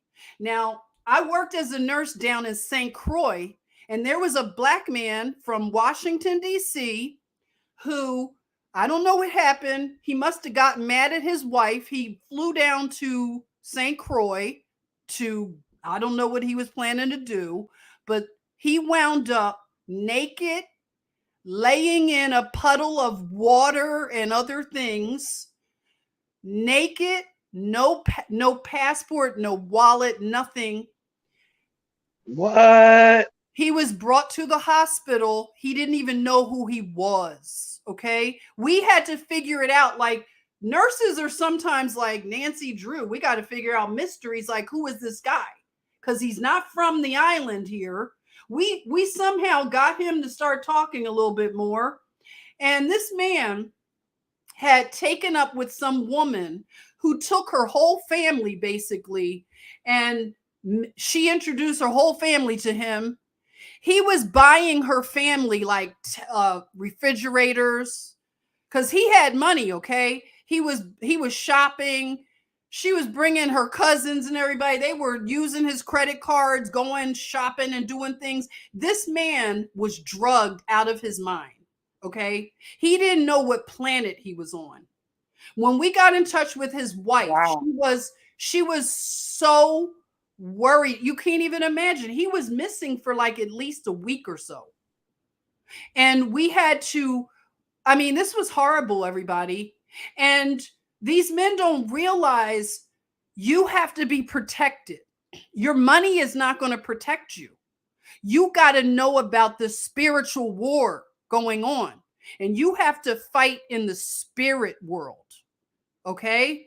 And so there was another man, another story real quick. When I worked at Grady, there was a Black man who came to Atlanta, hot Atlanta, on a business trip. And he wound up in the hospital at Grady. They found him at a MARTA station. He was half dressed. He said, he was my patient. Now I'm looking at him. He's a nice looking young Black guy. I'm like, what's up with you? Why were you drugged like that? We found all these drugs in his system. He told me, he says, sis, like, I went out with these people. I met them at the hotel in the lobby. We were all drinking and they knew Atlanta. They told me to come hang out with them. And he wound up in the hospital. Okay. They drugged him. And see, the thing is, you know what? I don't know what else to say. It's just like, if you don't know, if you are going to get out here and not understand the spirit world, you have more faith than I do as a Christian, because you're taking chances out here. You're taking some chances. And this is no game out here. This can be your life. Yes. These people, they are practicing some magic, some arts and crafts. So I just want to say that this dialogue needs to go on and it has to go on further.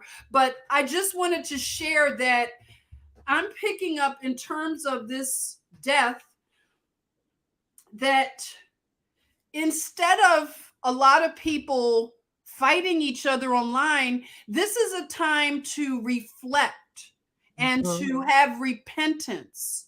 And, you know, this isn't the energy that you usually see after a tragedy. Like when 9/11 happened in New York, it only was like 5 minutes. Everybody was doing kumbaya. The churches were full. And then they go back to business as usual, right? Forget about the tragedy.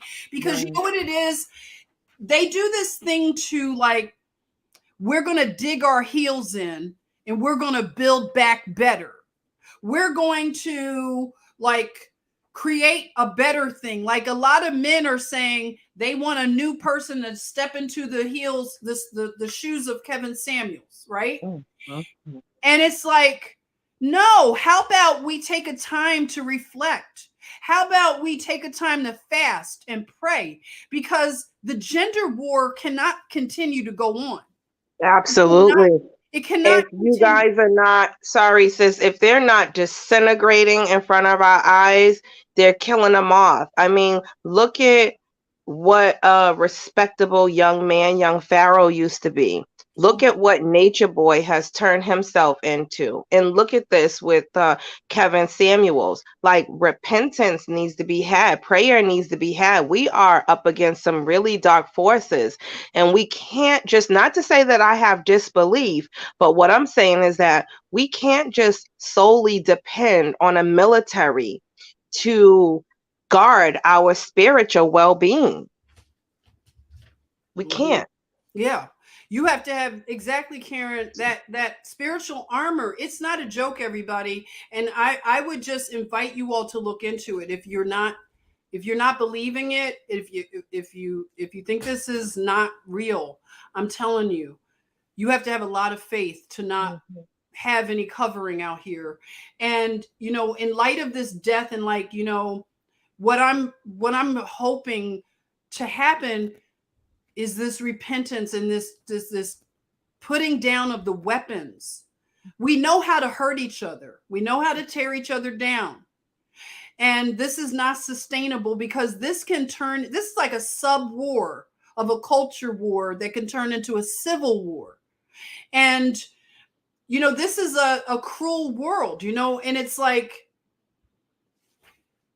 I'm just saying that even the mean comment about dying alone with your dog, I want to just say, in terms of dying, a lot of us in this culture, in this, you know, Western culture, we're afraid of death. We're afraid to talk about it. Some people are afraid to plan for their death because they feel like they're going to hasten their death. But we have to really get our mind in a different place. Some cultures, they would prepare for death their whole life. You know, like when you think about the Egyptians and the book of the dead, in the book of the going forth and things like that, they were obsessed with, it looked like they were obsessed with death, right? But we are like on the other opposite end of it, where we are so scared of death that it's possible that they're saying Kevin Samuels might not have had things set up for his death. A man like him, who's high value, who doesn't set up for his death, how is that a good legacy if that's true? We all have to look at this differently, because this is like, Absolutely. it's a form of an honor and respect Absolutely. that we all know we're going to die one day. And, you know, for them to say, you know, oh, you'll die with your dog. Let me tell you about dogs, okay? You might want to be dying next to your dog. Dogs are very comforting and dogs are very loving. Some dogs have saved their owners by calling 911 or doing something. I'm telling you. You know, so just like saying that as a way to hurt somebody, when I think about the dogs that would come into the hospitals to comfort the patients, that's like that's not a real diss.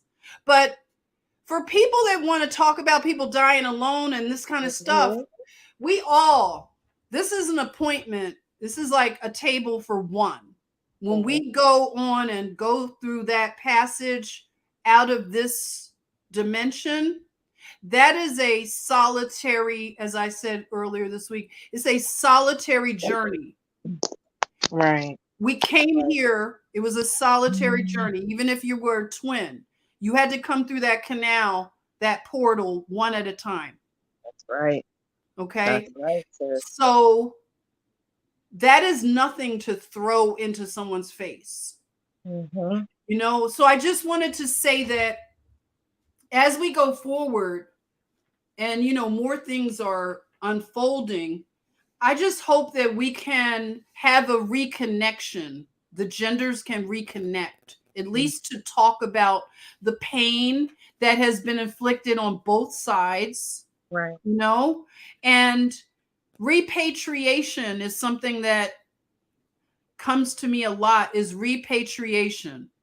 And I know that in the Spanish culture, everything is more patriarchal. And I know a lot of feminists want to kill the patriarchy, but I had to repatriate to Ja. Okay. And I'm just inviting a lot of people, even if you have daddy issues and you've been hurt by your earthly father, that Ja is a good father. He really is. And I just invite you to reconsider if you have closed your heart. But I don't know. I just want to say that I hope that people are protected. And that doesn't mean like your physical body. We worry too much about our physical body.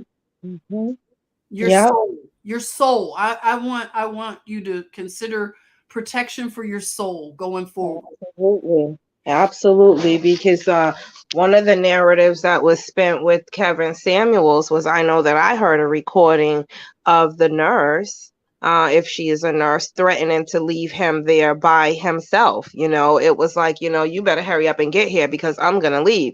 And then we have this whole nother person. So it's just like, I don't know. Even with everything from our voting with the presidency, from everything, it's almost these two different narratives that are being spent. I mean, what are we looking at?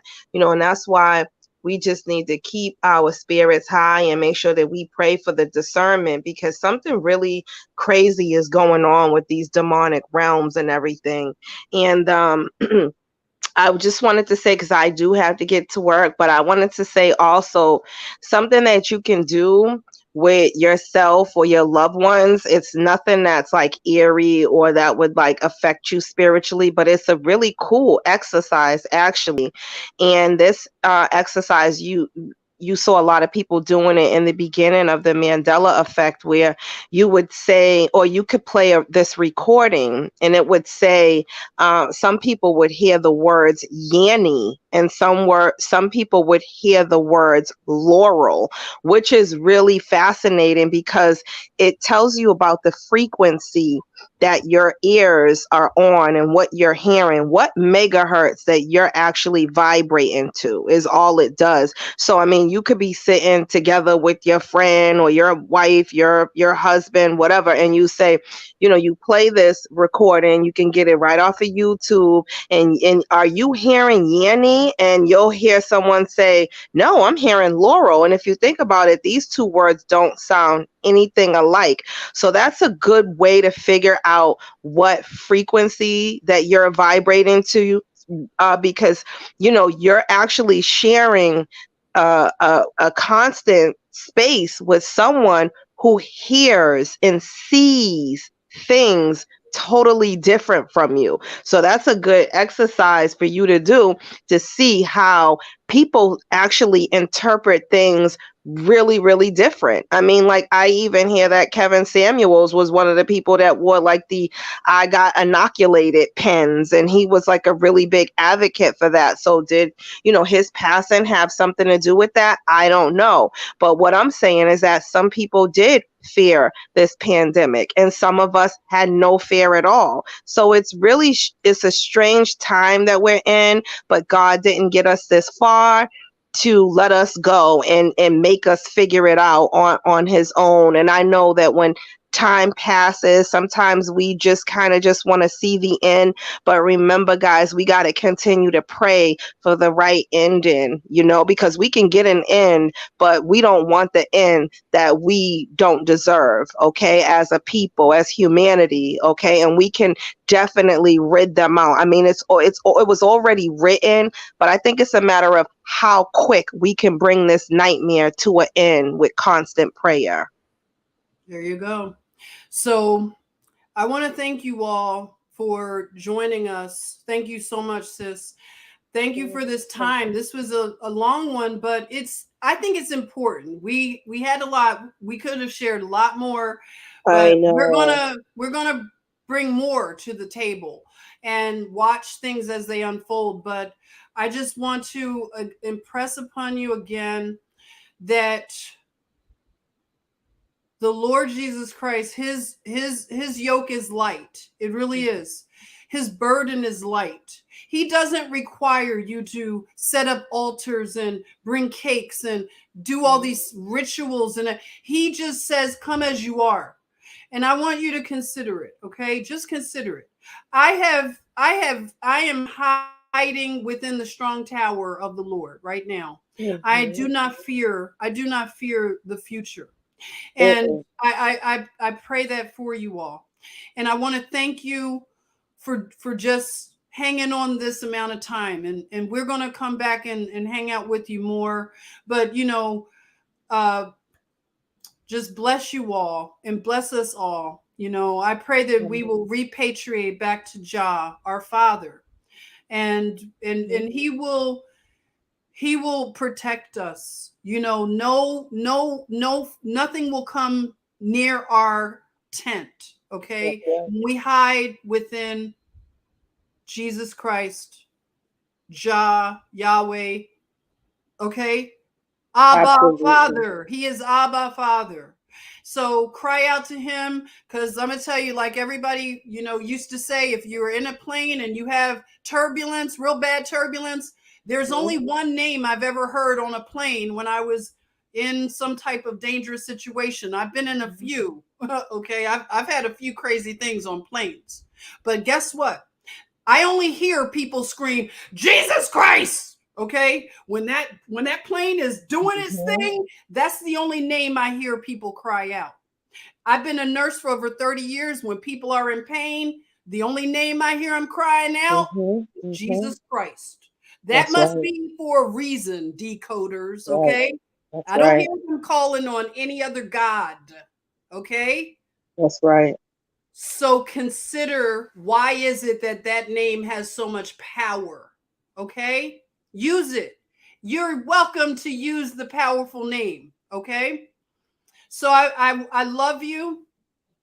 I love you all. Keep our sister Amber in prayer. Amber lost her husband. She's really broken, everyone. We'll keep everyone in prayer, but let's keep Amber in our hearts and lift her up, especially high to the Lord, that he helps repair her heart. She's going through a lot right now, and I lift this whole chat up in constant prayer. I haven't been with you guys a lot. As you can see, I scrubbed my channel down. I was on the brink of losing things, but I think about Sister Jen, I think about you guys all the time. I love you all so much. Thank you for always inviting me when I do have the opportunity to come in and sit with you guys. I always feel like it's an open door policy, and I love you all. Y'all know I love y'all so much. And I mean that from the bottom of my heart. Thank you so much for joining us. Thank you so much. Love you all. Love you, GirlCode. Have a good Love you, day sis. tomorrow. I'll see you all Okay. soon. I'll be working on some stuff, okay? All right. Okay. Take care. Take All care. right. Bye. Bye-bye.